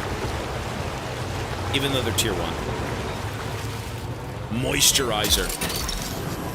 Time to moisten myself up. Woohoo!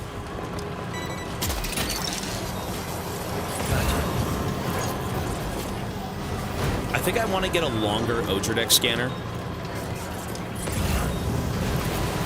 Which we can do, but... Alright. That's good.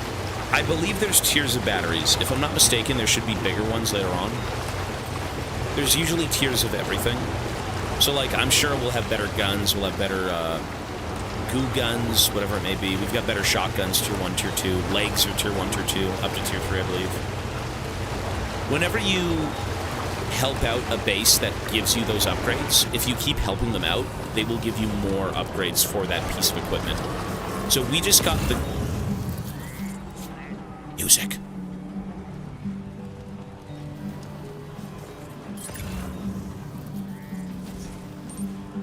Well, I know you're tired, dear. So I do like this game, yeah. This is like Death Stranding 1, but better. For a glass of wet champagne. Gotta stretch my legs.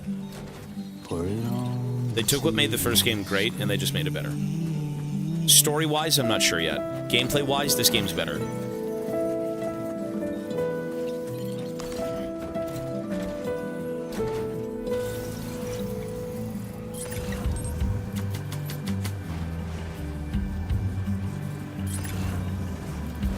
I guess it can't pick up chiral. It's not really a package, right? It's more of something that just grows out of the ground. The upgrade maybe actually harvests chiral. Maybe.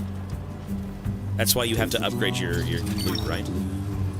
That's amazing.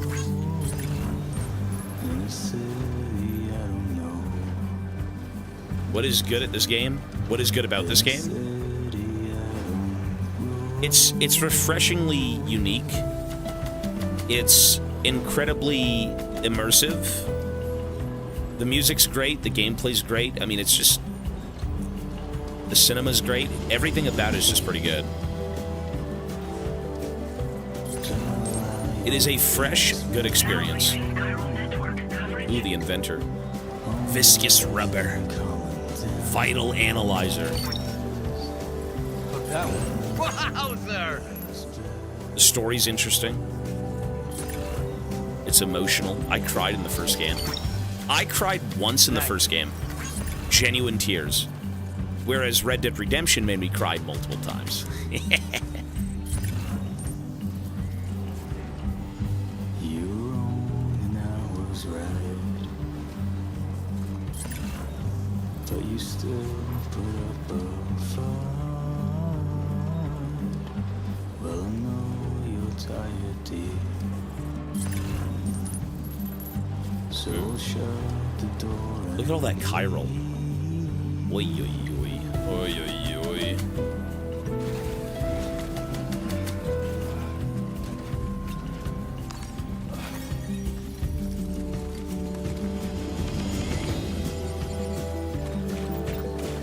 Well, the thing is about it being repetitive, if it is slightly repetitive, but in a way that I don't find boring.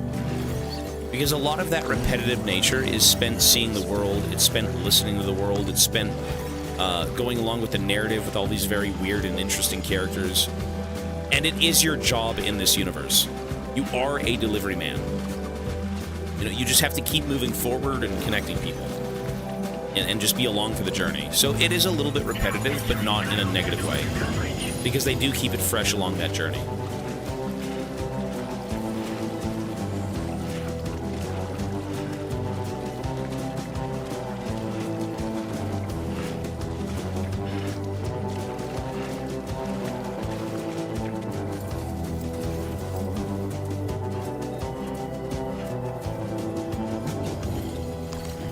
It is that, though. It's like no matter what comes your way, it's like you just got to keep moving on, you know? Always forwards, never backwards. This is the tar. This is the soup of the dead. This is where all those beach things come from.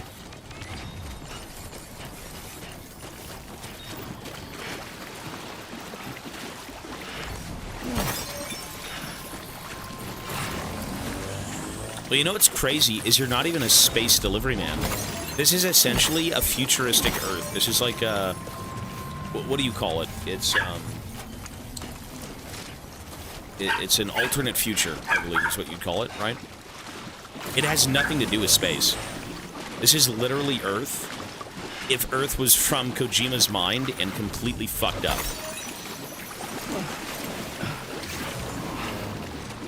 It's very futuristic-y, but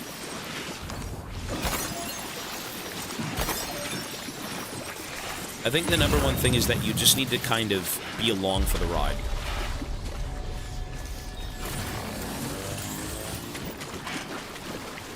He needs therapy.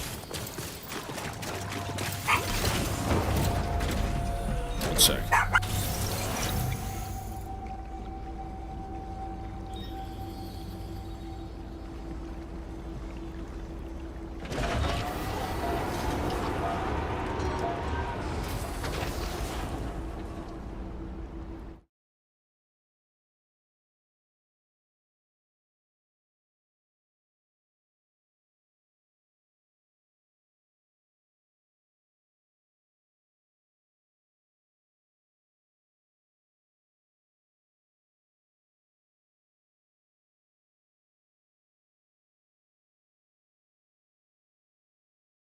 All right, we're good.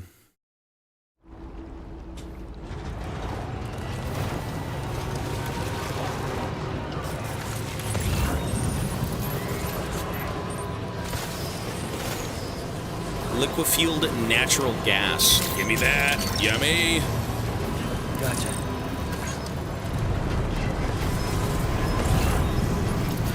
Dude, this is so chill. Being able to drive around with the fucking goo gun is that's just amazing. What a great fucking feature. You know, it's what's crazy about this game is small things that are added make such a difference. You know, boot durability, legs, a goo gun for your fucking truck, more battery power. Everything makes traversing and playing this game more enjoyable. It's like working on a farm. Well, hey, the easier the better. It's about trying to make things more efficient. Mochi, go. Mochi, go. No. Go. Go, little buddy. YouTube is working, yeah.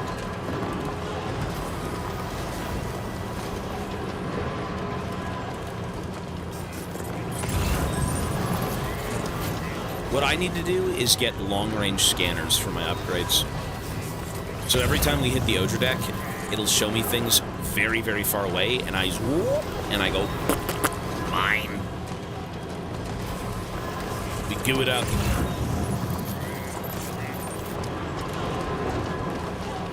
Is this what Cyberpunk looks like outside of Night City? It could. There is a train system here, yeah. Tuber Duck, hello, sir.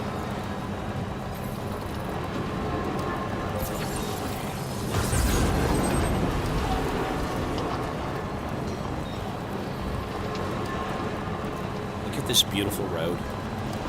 This is a big road. It's beautiful. The BTs don't cross this road.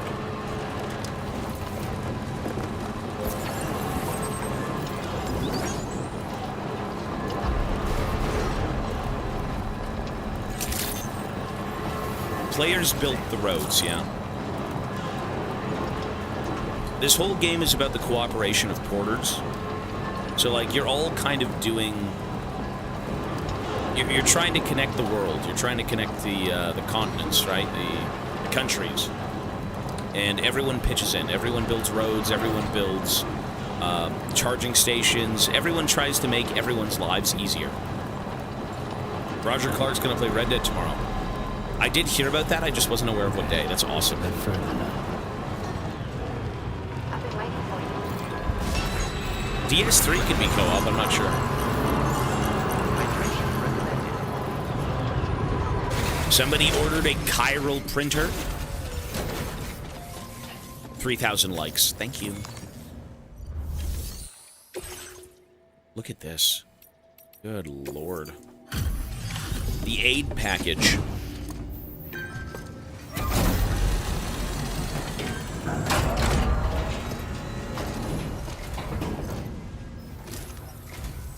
Oh, Sam. I'm so glad to see you again. Yes, ma'am. We just got hit by a massive quake. I was afraid you might have got hurt out there.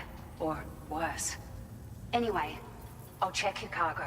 So you can't see other players, but you can see other players' buildings. Because every player is technically playing Sam, but in the context of like what they do compared to your own game, they're a nobody. They're just a generic porter in their own world. You certainly are good at what you do. I'm very good at what I do, ma'am. Music, famous men. Famous man. I'm a famous man. Showing up on our doorstep. Back in my day. We'd written it off, but you made our day. Nice.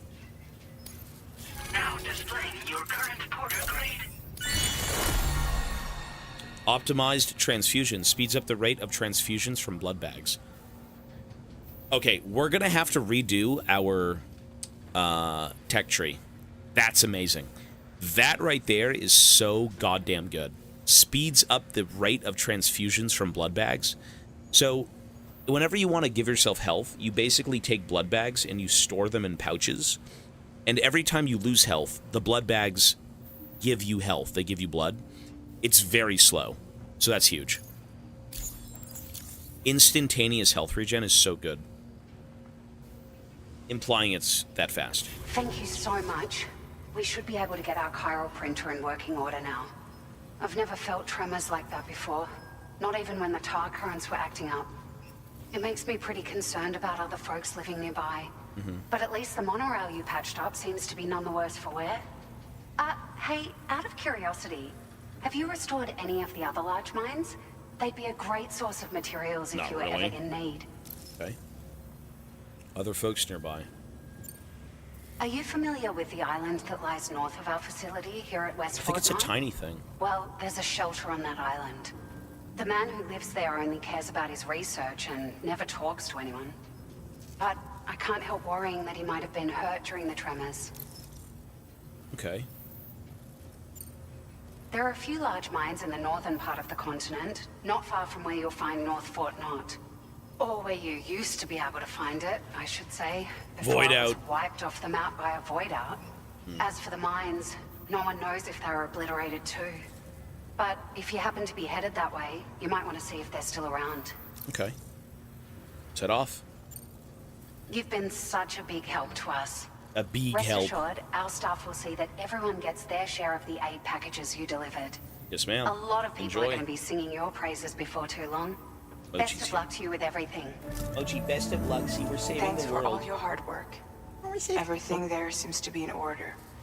But one cannot help but wonder what other facilities were affected. What you know? Anyway, you can pick up your next order from the F2 South Distribution Center. This one's a rescue mission, Sam. Rescue Someone's mission. been taken hostage by the armed survivalists, and we need you to extract them to safety. Okay. The survivalists have been known to kill people, so you'll want to take extra care when preparing for this one. Okay. Oh, and it seems the tar currents have finally stabilized. So the DHB Magellan should be able to travel without issue. Call us if you need us. All right, Sam. Good luck. Excellent. Order complete. A rescue operation. Okay, well, we're going to do that when we come back, folks, because it is dinner time. I want to read this, though. Standard orders. Well, it was from the Magellan. Okay. We could do a few of these. I could take these on. Oh, you know what? I should have brought my packages. I think this is where we make the rounds. I should have taken all of them with me. Okay, when I come back, we'll take a look at this, okay? Folks, I'm going to take my hour dinner break. And when I return, we will continue, okay? So, folks, BRB. Kind of crazy for a game with such a different... Kind of crazy for a game with such a different game. Death Stranding 1 has sold over 20 million copies as of last month. As of last month, that's great. Cyberpunk sold 30 million. Cyberpunk is such an... you know, that you're right, though. The fact that this game sold 20 million copies, the first one, and it's such a bold and random idea is impressive. Right? Like, Cyberpunk is a pretty established universe. The game's been hyped up for years. You know, everyone likes that type of dystopic, futuristic setting. And then you've got Death Stranding, which is like some fucking coked out fever dream. And people believed enough in it, that's awesome. Not to say that Cyberpunk's bad at all, but well, when you know the dev is good, yeah, when you know Kojima's good, it's gonna make sales. You're gonna make some money, but it still is kind of that oddball idea. But yeah, folks, give me 1 hour and I will be right back. Okay, so time to go eat. I will see you guys soon, and take care, everyone. BRB. At the perfect moment to come out during COVID. Was that really it? Don't even remind me of COVID. It's still going on, man. But that's, I remember COVID, man. That was not fun. Having known actor. That's true as well. The guy had so many people. Yeah, well, 5 o'clock is usually dinner time, so we'll be back at around 6:10. So 1 hour from now, folks. BRB.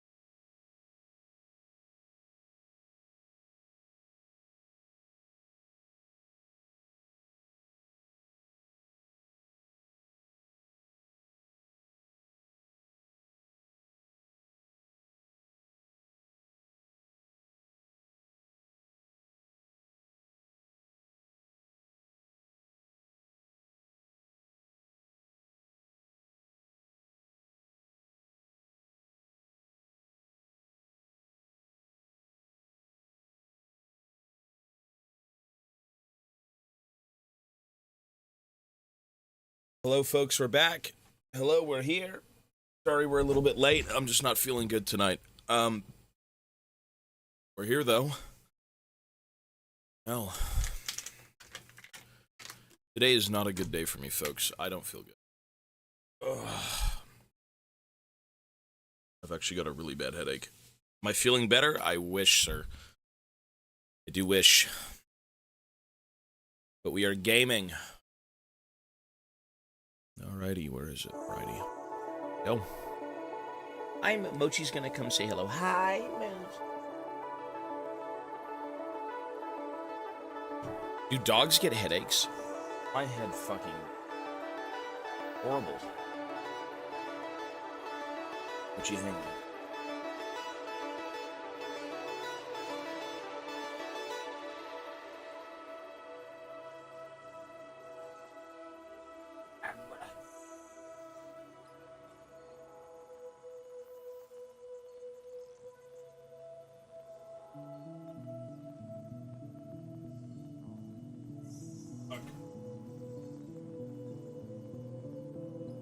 No days off. Well, regardless of how I feel, we're here. I think if anything, unironically, I may take like an hour off stream today. A proper hour. Just go lay down. I just feel like trash. This morning I felt like garbage too, and then I had to go out and get a few things for myself, but it's now a headache. I feel like I've gotten sick from the air conditioners. Which I'm not sure if that's like possible for a headache. Like, we've had the AC running for a few days, and it's gotten extremely cold. It went from like scorching heat, disgusting humidity, to human levels of coolness. Got very cold.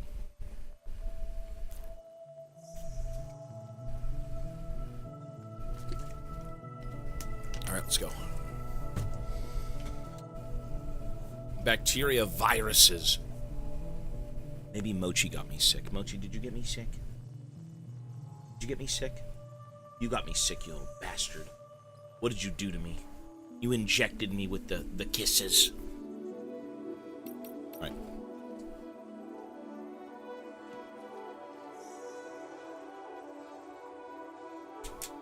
So, let us go deal with, what was this again? Okay. It seems, there's a few things here. It seems someone used the plate gate to cross over from Mexico and left some cargo at its delivery terminal. That's another one of these ones? Okay. Delivery complete food samples to the musician. The focus of this delivery is the condition. Lovely. Deliver the timefall monitoring device to the F2 South Distribution Center. Condition. Okay. It's a bit of a round trip, eh? It's a bit of a round trip.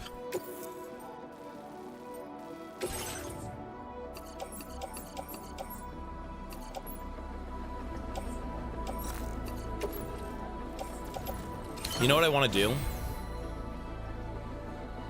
Should you 100% games or no? If you really want to, you can, but I don't think so. Order accepted. Thank you.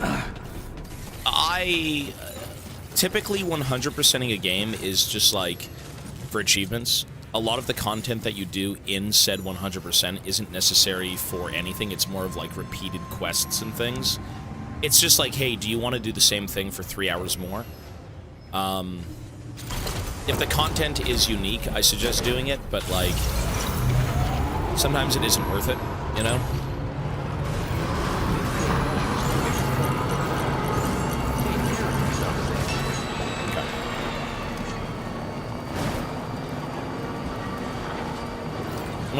When it's Elden Ring and stuff like that, do 100%.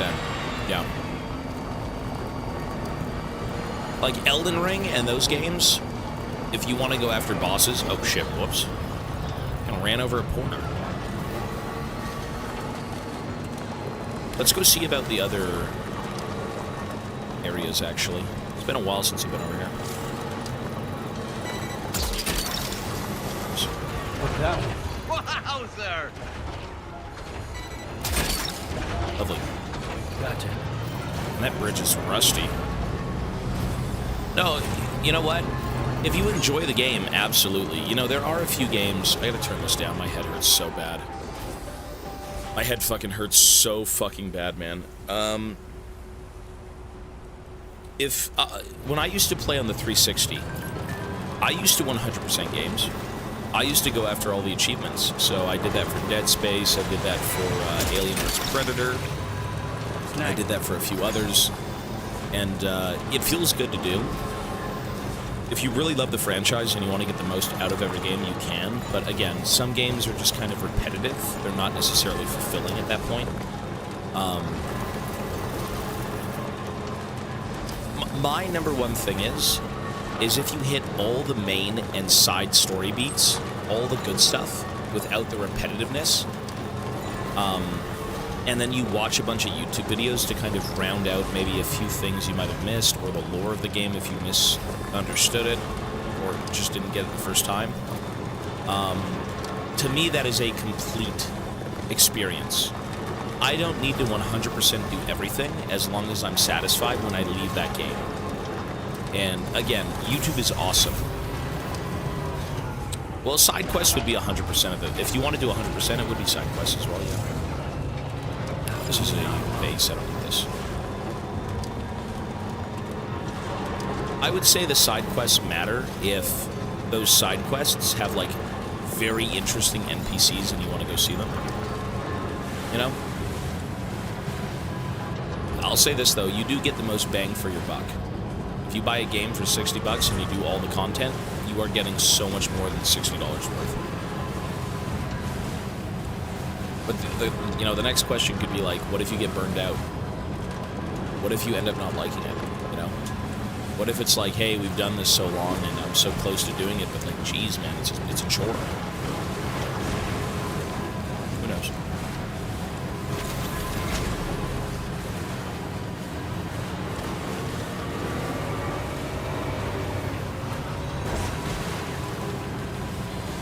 Recap of this game. Or both games.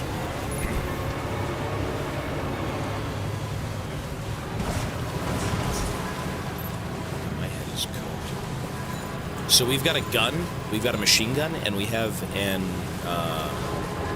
sticky hand that picks up packages.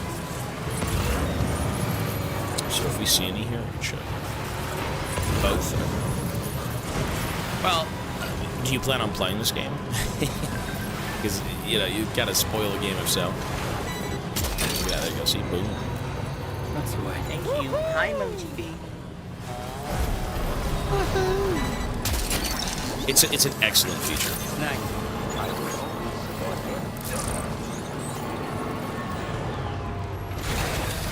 Well, I'm gonna do. So here's the thing. I'm gonna do as much as I can to kind of do as many deliveries as I can. Hang on. This is deliver cargo encryption device used by the brigands. The government needs it. Okay. And deliver medals to the musician. Sure.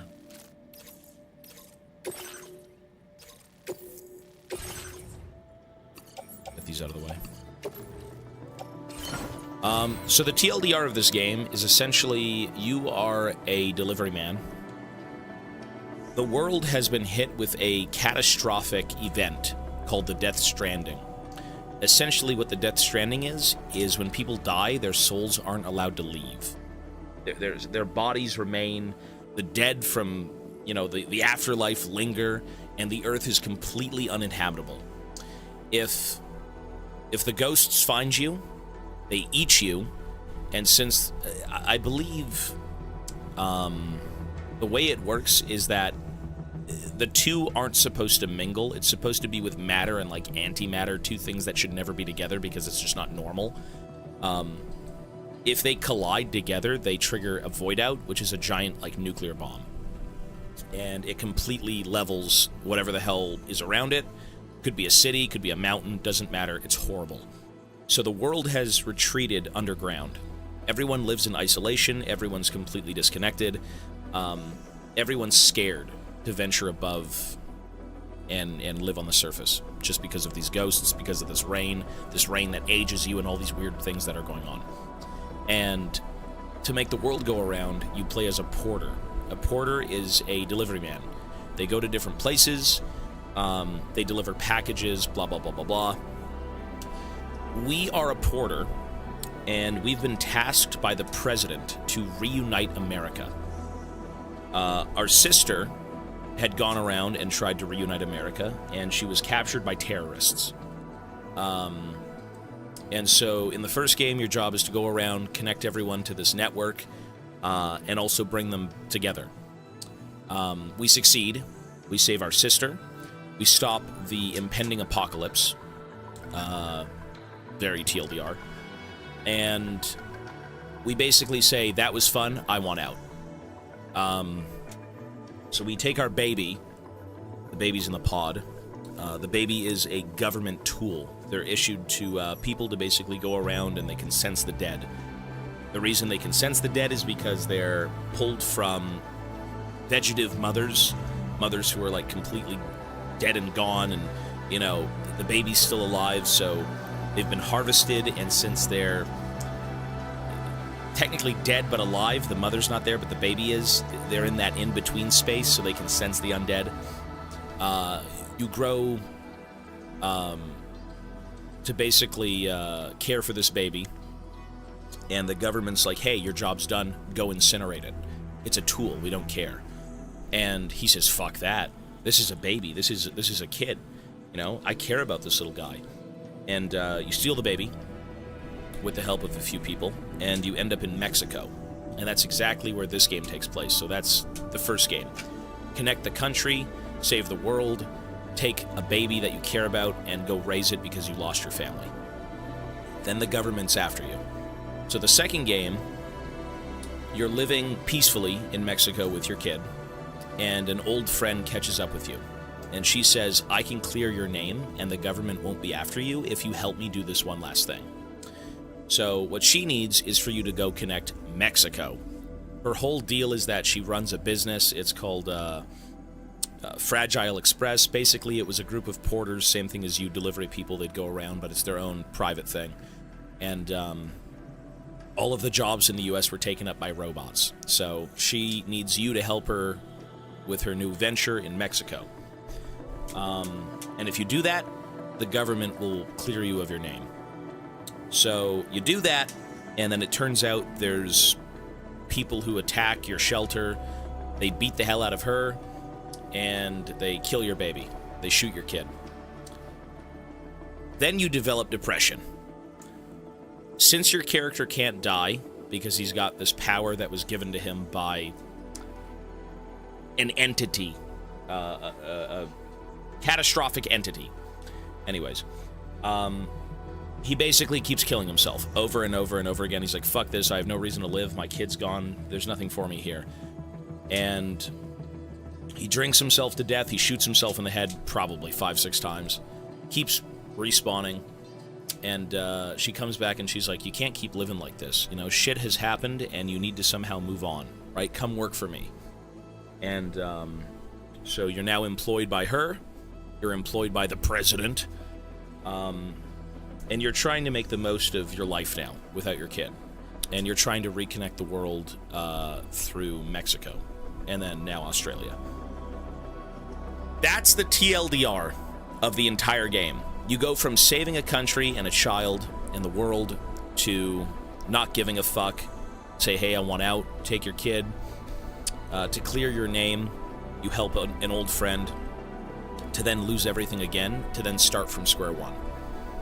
He had nothing, had everything, and now has nothing again, and he's trying to figure out his life. Make sense? Very weird. He's immortal, his baby is dead, he's depressed. The talking doll on my belt is one of the members of the company, Fragile Express. He's, this whole game is about the ha and the ka, the soul and the body, or the body and the soul.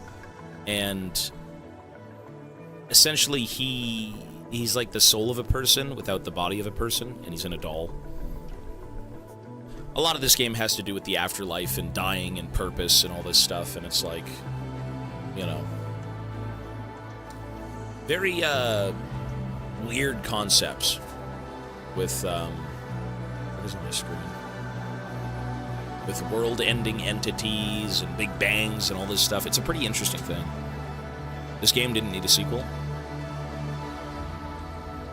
I think it did. I think it did. I think the way the first game was set up, it set up a sequel pretty good. I think this game's going to have probably more than 2 games. Maybe 3 or 4.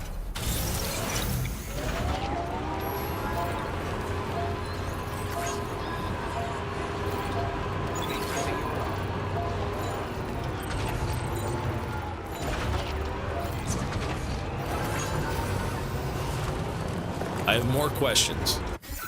People usually do. Sorry, I think I can drop shit off there.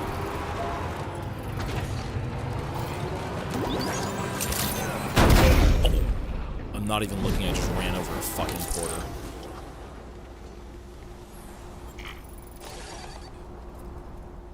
I just lost likes. I just lost 10 likes. I'm so sorry. Whoops. So, I think the whole deal with, like, the ghosts eating people is... I think it was more so explained in the beginning. Was, essentially when you have matter and antimatter, you've got these 2 types of matters that aren't supposed to intermingle. They're breaking the laws of, like, the world, reality. That's what triggers the void out. Right? So you have a human being who's real and all this other stuff, and then you have these ghosts that are essentially not supposed to be here, and they're breaking reality. And I believe that's why that triggers the void out. Why they want to eat people. Something about a connection. Something about wanting to be back with, like, the world. You know? That's why they kind of grab you, they hold on to you, they want to just be back to the land of the living. Some shit like that. There's a lot of weird things that I'm not, like, 100% on, but... yeah. Again, there's a lot of weird concepts, but the story itself is very simple. The story is excellent. It's all the little branching pathways and, you know, different things that Kojima cooked up in his Fent dreams. Those are weird. Well, there's a beach. The beach is essentially your afterlife. It's where you walk off into the ocean and you pass on, or you stay on the beach and you're kind of in the limbo. You haven't left yet. But there is an afterlife in this game.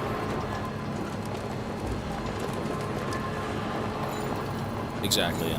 When matter comes into contact with antimatter, yeah. And there's a giant void out, an explosion. Dying in this game is very bad. You never want to die. If anyone dies in this game, it will, trouble nearby. Wait. Oh, my machine gun went up. Right, it's the bandit camp.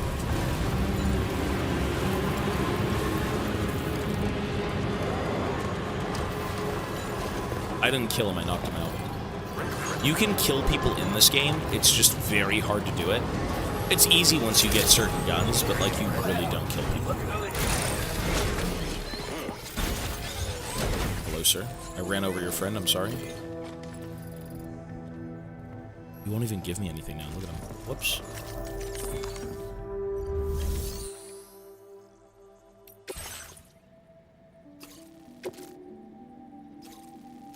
Landscape paintings. You got it, sir.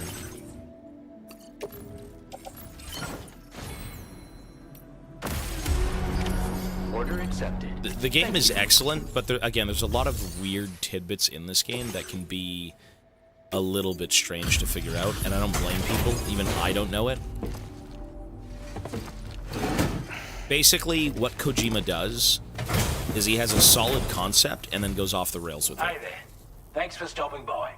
That's what keeps it exciting, though, I suppose, right? Orders.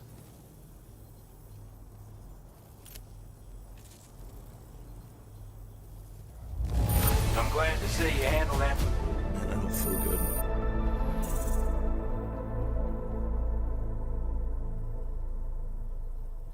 Maybe it's all the eye strain.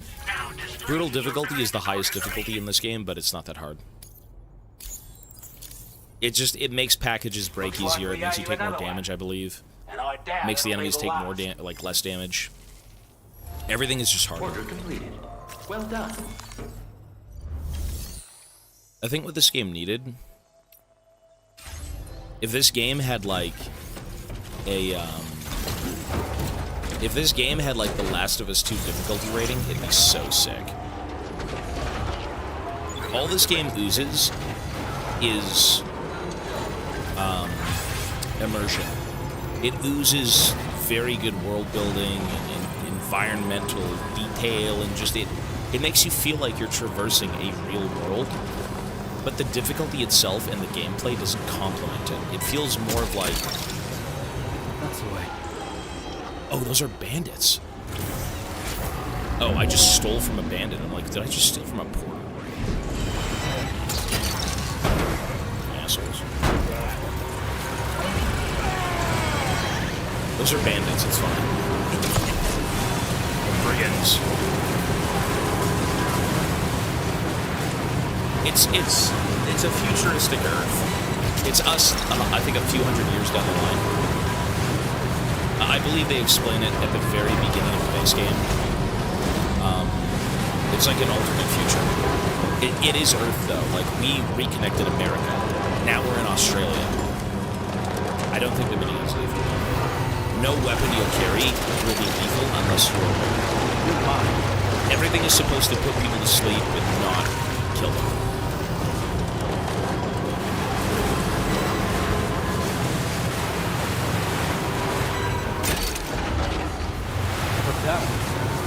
Oh, they're bad people, though. They steal shit, and I steal from them. Floating likes, those are other people who want likes. Why is my voice low compared to the game? I can lower the game a little bit like that. This whole game is about connectivity and people kind of coming together. And they talk about the science of seeing an emoji or seeing a like, and it's like it really helps people, you know, feel better and appreciate you. You know, seeing little helping hands and shit like that. There's whole messages and emails you could read in the first game, which literally had emojis everywhere. It's weird. But this game is all about bringing people together and doing good with a batshit crazy story. So all of these bridges, all of these different buildings you see that are all typically lit up with blue, those have been created by other players. They can also be contributed to with multiple people's materials. And it is lore friendly. So essentially the reason why you can see other players' buildings is because everyone who is a porter is trying to make the world more connected, right? Easier delivery, more convenient, you know, routes, blah, blah, blah, blah, blah. So somebody built this right there. No Nanocar or So Nanocar built that. It has 47,000 likes, right? I can give it likes. Can I give it a like? Okay, I can't give it a like right now. I think I have to be... Oh, there we go. Like, woohoo! It's fucking weird. But that's the whole thing. You know, this game released during COVID. I don't know if Kojima prepared for COVID. Obviously not. It's a thing about us being so disconnected and stuck in our own little world, and you know, how great is it if we work together and reconnect and just do good by each other, right? Because when the world is completely gone and we all hide away, we still have to kind of get along with each other. You know, we should go reconnect, right? This whole entire game, the only people you see are holograms. Everyone is scared to even be above ground. Everyone lives in fucking dungeons. They live in cities, you know, beneath the earth. And that right there is interesting. It's a city above the earth, but most of the bunkers are completely, you know... No, he made the game before COVID, yeah. But it's interesting. It's like, how do humans... How do we get along with each other? How do we live in a world that's so destroyed and so volatile? There will be people who will still kind of connect us, right? People who are selfless, who do this for nothing. They do this for likes. You don't get paid. So, it's an interesting game.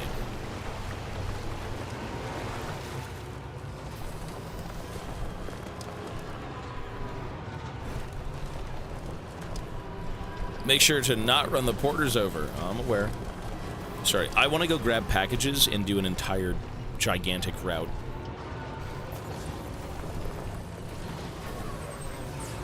Although I genuinely feel like garbage, I may go lay down. This is one of those days where your eyes hurt, your head hurts, your body's weak, you're probably dying. This game is better than the first one, yeah. So, I think for me, the gameplay of this game is better. It is more fun to play than the first one, because what this game is it took everything the first game did, it kept it, and then added to it. So it didn't detract from the first game, it only made it more enjoyable. So instead of, let's say, one feature, that feature now has 3 features, or that feature now has 4 things you can do.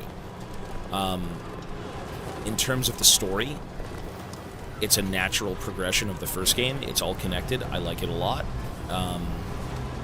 In terms of the environments, they are completely different from the first game.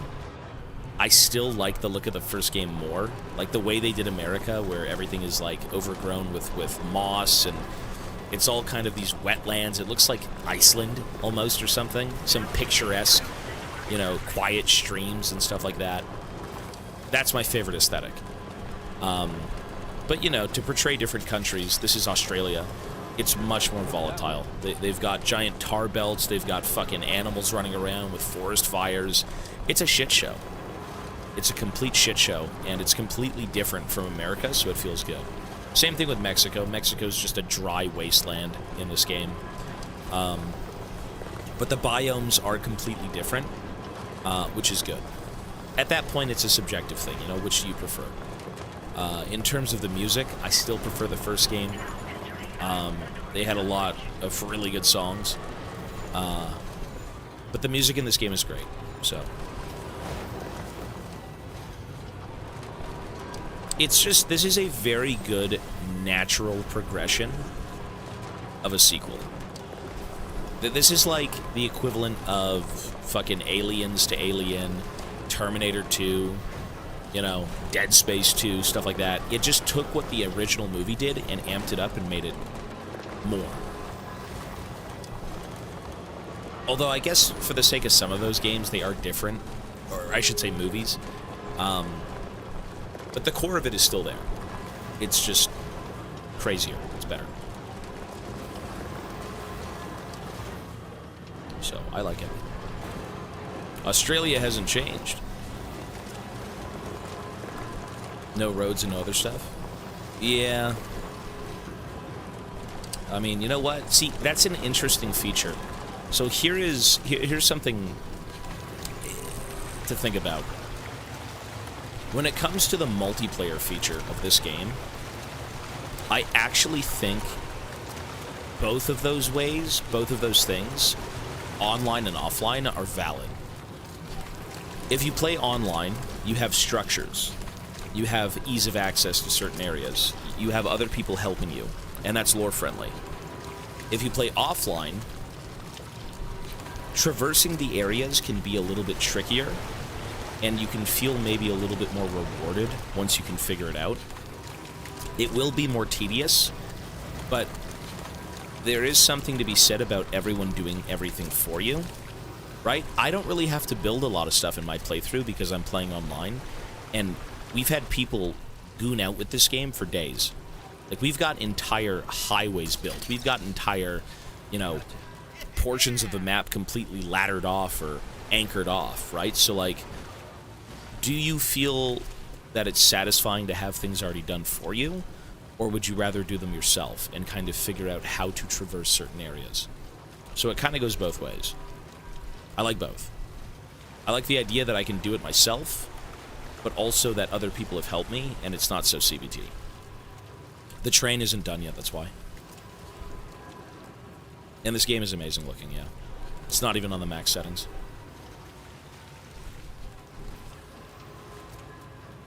No, dude, it's crazy to think that, like, some of the most satisfying things in this game is ease of access. Or it's quality of life, I should say. Right? So when someone builds a road, you get hype. When you unlock a gun that picks up packages because you have to get out of your truck constantly, that's hype. When you finally unlock legs that let you carry more things, that's hype. It's such minor things, but they all add up to make the experience so much fun.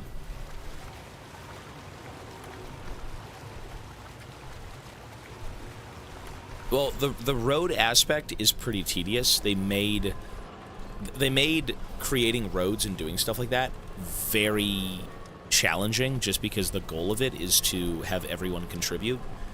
So, yeah. Okay.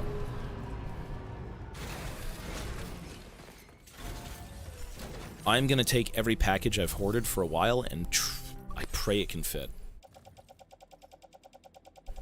So, sorry, private locker. Okay, all of this has to go. Oh, that's Mexico, okay. Holy sh... Where's the inventor? The inventor? We've never met the inventor. I can't take his shit yet.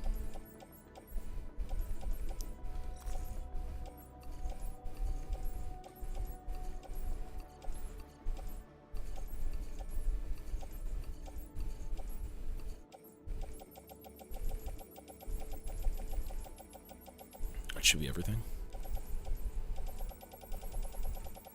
Fuck, I take so much shit. I literally take everything. Oh my god. Bro. Hold on. We have a donation. Listen, I would be yelling right now, but I'm about to be conked out. I'm about to go lay down, sir. Mr. Tarek Gaming.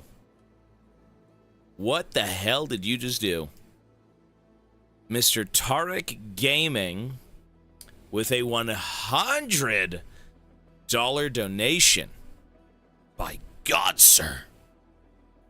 I'm not in the right mental state. I could crash out and whip down these four walls with my goddamn teeth if I had energy. Tarek Gaming, buddy, $100 fucking dollars. Dude, you are... Hey, you have been here for a while. I know you're kind of a freak with many things, but you're also very kind, man. $100 fucking bucks. Thank you so much, sir. He says, "Give me what I desire."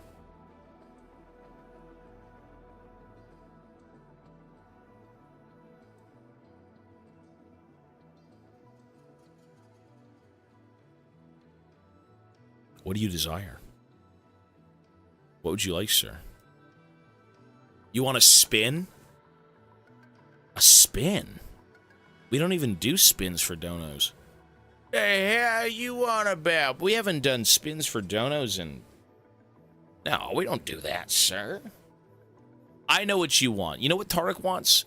He wants champ requests, and he wants me to watch fucking cringe-ass videos. What the hell, brother? Dude, Tarek, thank you, man. Hey, like I always say, you always meme, you're always talking weird shit, but like, I know I know you're sane. Sometimes. Dude, thank you. Is that for mod? I can't give you mod. You can't pay for mod, sir. That I can't do. That I can't do. Yeah, champ requests, mod bribe. You can't actually... That's against TOS. I can't sell mod. And I've never sold mod. Listen, if you show up and you're a good person in my chat room, I don't mind. I don't even care if you're subbed to me in terms of you getting mod ship or not. I know that people sometimes don't want to subscribe or they don't have the funds. That doesn't mean they're not valued here. So, hey, if you show up and you're a good person and you're always doing well, I've got no problems, man. 5 Tarek games, really? I can do that, sir. Hey, thank you, man. 1 second. Listen, I've got PTSD from Tarek. The person and the champion. I don't think you're aware of what Tarek does to people. The player and the champion. 5. Oh, you got it, sir. That's okay. Tarek Gaming times 5 Tarek. Dude, thank you. As always, man, thank you so much for the support. That's very fucking generous of you, dude. And yes, you will get 5 Tarek games. And yes, I hate that champion. And yes, I've got PTSD. I remember. Press 1 if you have PTSD from the champion Tarek. Can I get a kiss? There you go, sir. Press 1 if you've got PTSD from the champion Tarek at any point of your league career. Because there is a point in time where Tarek... No. 2, I played him. Tarek and Master Yi. Yep. It was the Tarek and Master Yi WeChat boosting era. Remember when Tarek and Master Yi would funnel mid lane every other game and would ruin your games? Holy shit, man. Like, you know, when it comes to playing League of Legends, typically you're like, man, this is going to be fun.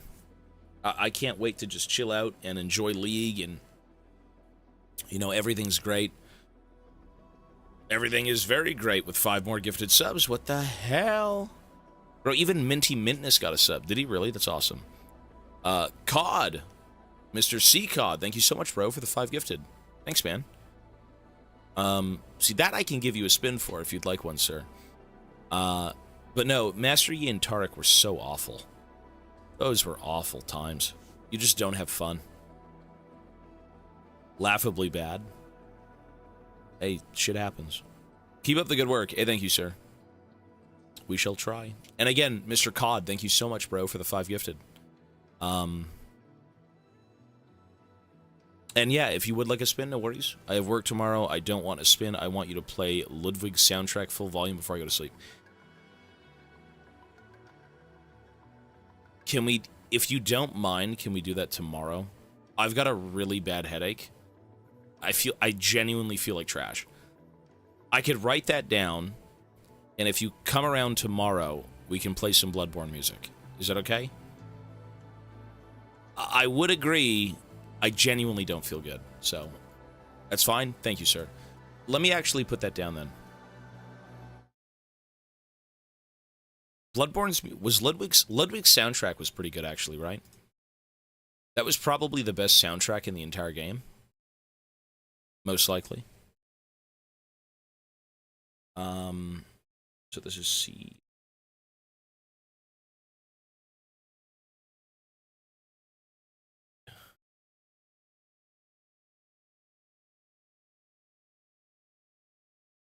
I enjoy your content even though you shit on me.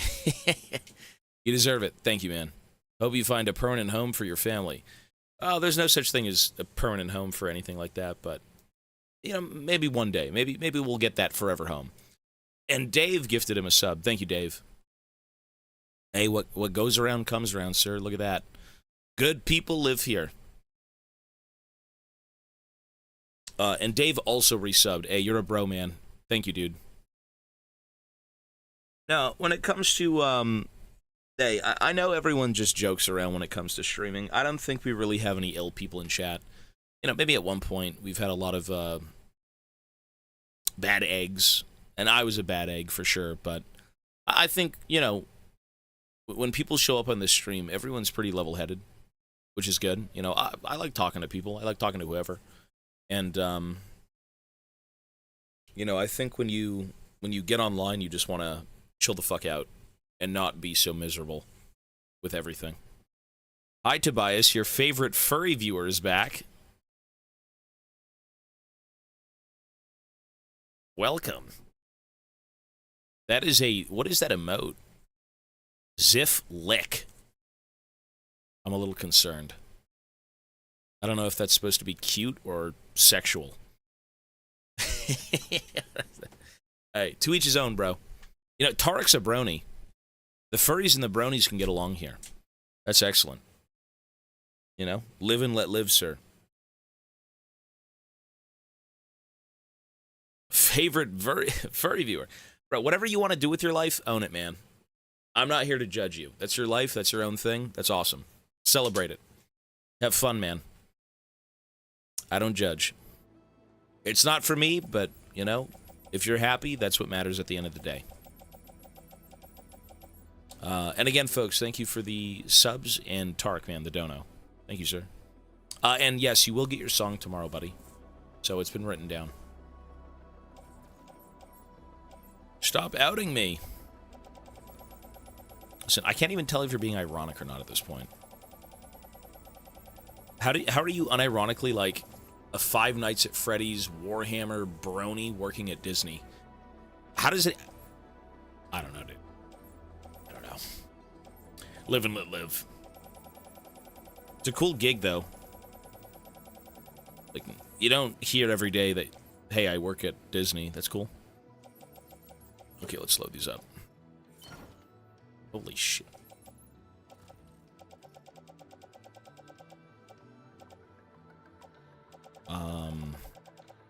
Okay. Holy shit, we have a million things. Pick up off-roader. Oh my god. Look how many packages I have. Holy fuck. There's a million back there. Alright. I've wanted to go to Disney, yeah. I went as a kid. I went to Disney when I was younger. We saw Shamu the whale, or that might have been Marineland, which thank God they're closed now. But you see the Snow White and the Seven Dwarves. I had the plushies, all that shit.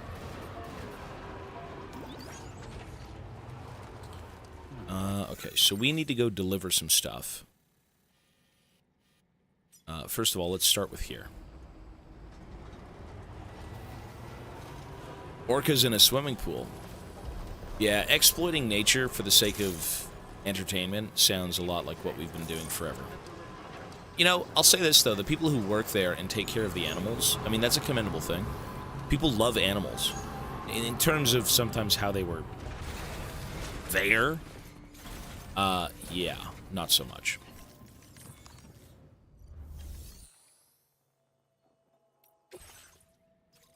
Right, so this rescue mission is something we're doing last. Deliver.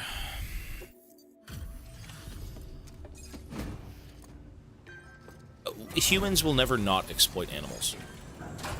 Humans are the top of the food chain, top of everything. Our survival is the most important thing. People will keep doing it. Appreciate the dedication. One moment while I check the orders.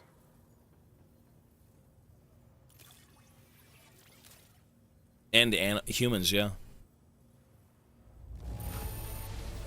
How did you manage to get it here without even a single scratch? You must be some I don't know either, man. I'm just a beast. A freak. Nice. Legend. I expect you to waltz in with this. You've got a knack for finding long. You know, if we could all get along on this planet, animals, humans, everything, that'd be great. Who knows? It's thanks to you that we're in a position to share this data. Go ahead. Give it a look. Fuck, man. I may actually call it early tonight, to be honest. I genuinely might just go take it easy. I might just go on a walk with Ivana and Mochi, because this is just not doing it. Approaching an enemy from behind. Gloves designed for combat, they can unleash a flurry of powerful strikes effective against mechs. They also are capable of charge attacks that can electrocute enemies. Approaching an enemy from behind allows you to deliver an especially potent electric shock attack. These gloves also provide additional protection when blocking and improve your climbing ability. Well, I haven't even taken pills yet. I've had a headache all day. I feel physically sick. Like, my headache is making me want to throw up.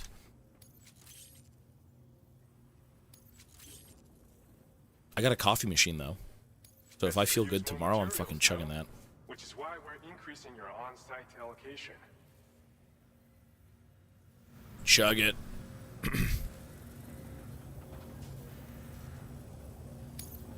Now displaying your current porter grade. Honestly, I may go take it easy. And if I go to bed early tonight and I feel good in the morning, I'll be on early. So, I probably will.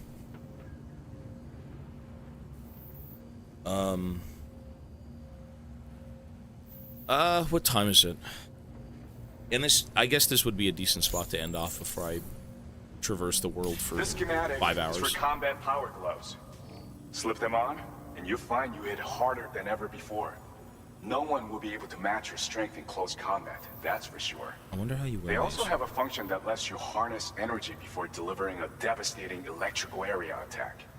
Any enemies caught in the surge will absorb a concentrated electrical charge, resulting in massive damage.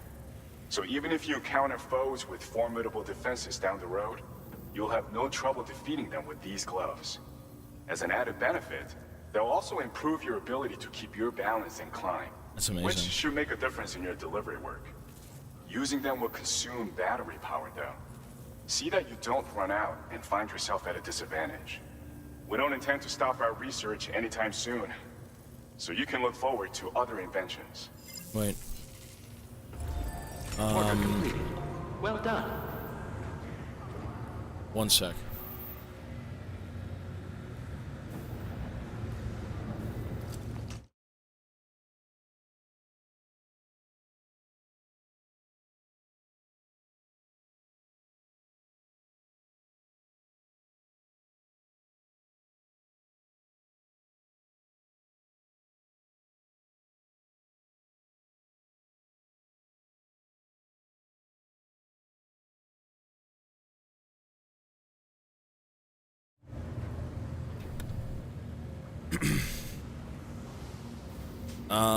I think I'm gonna call it here, folks, honestly.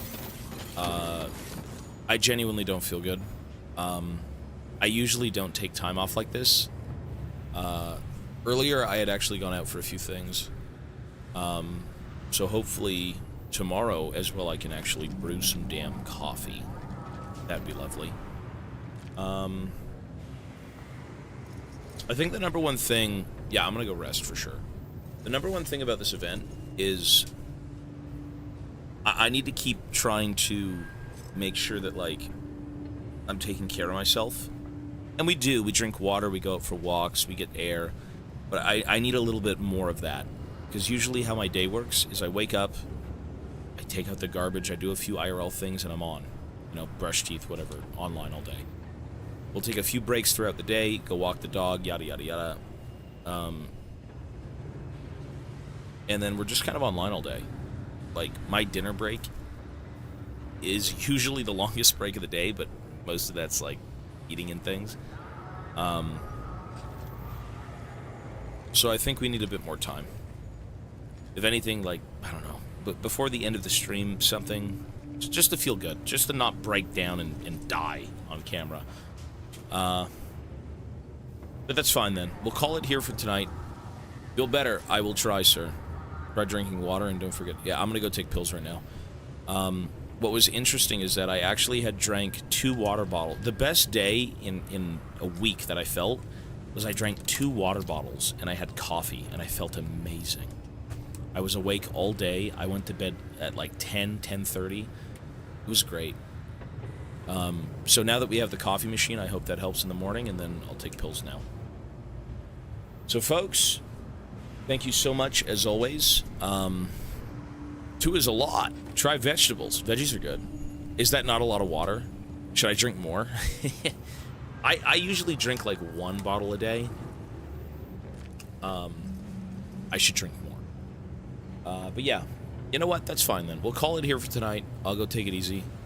Take a shower probably as well. Go for a little walk. And then tomorrow, if I'm up early, which we most likely will be, I'll be on early. Alright? So everyone, that's going to be it for today. I know today was a bit of a weird day. Things come up, you know, don't feel well, and hopefully tomorrow we do. So, YouTube, we are done as well. I know I'm not really looking at YouTube too often, but we should be trying to soon. But yeah, YouTube, I will see you guys on the next Death Stranding adventure tomorrow. Peace, peace.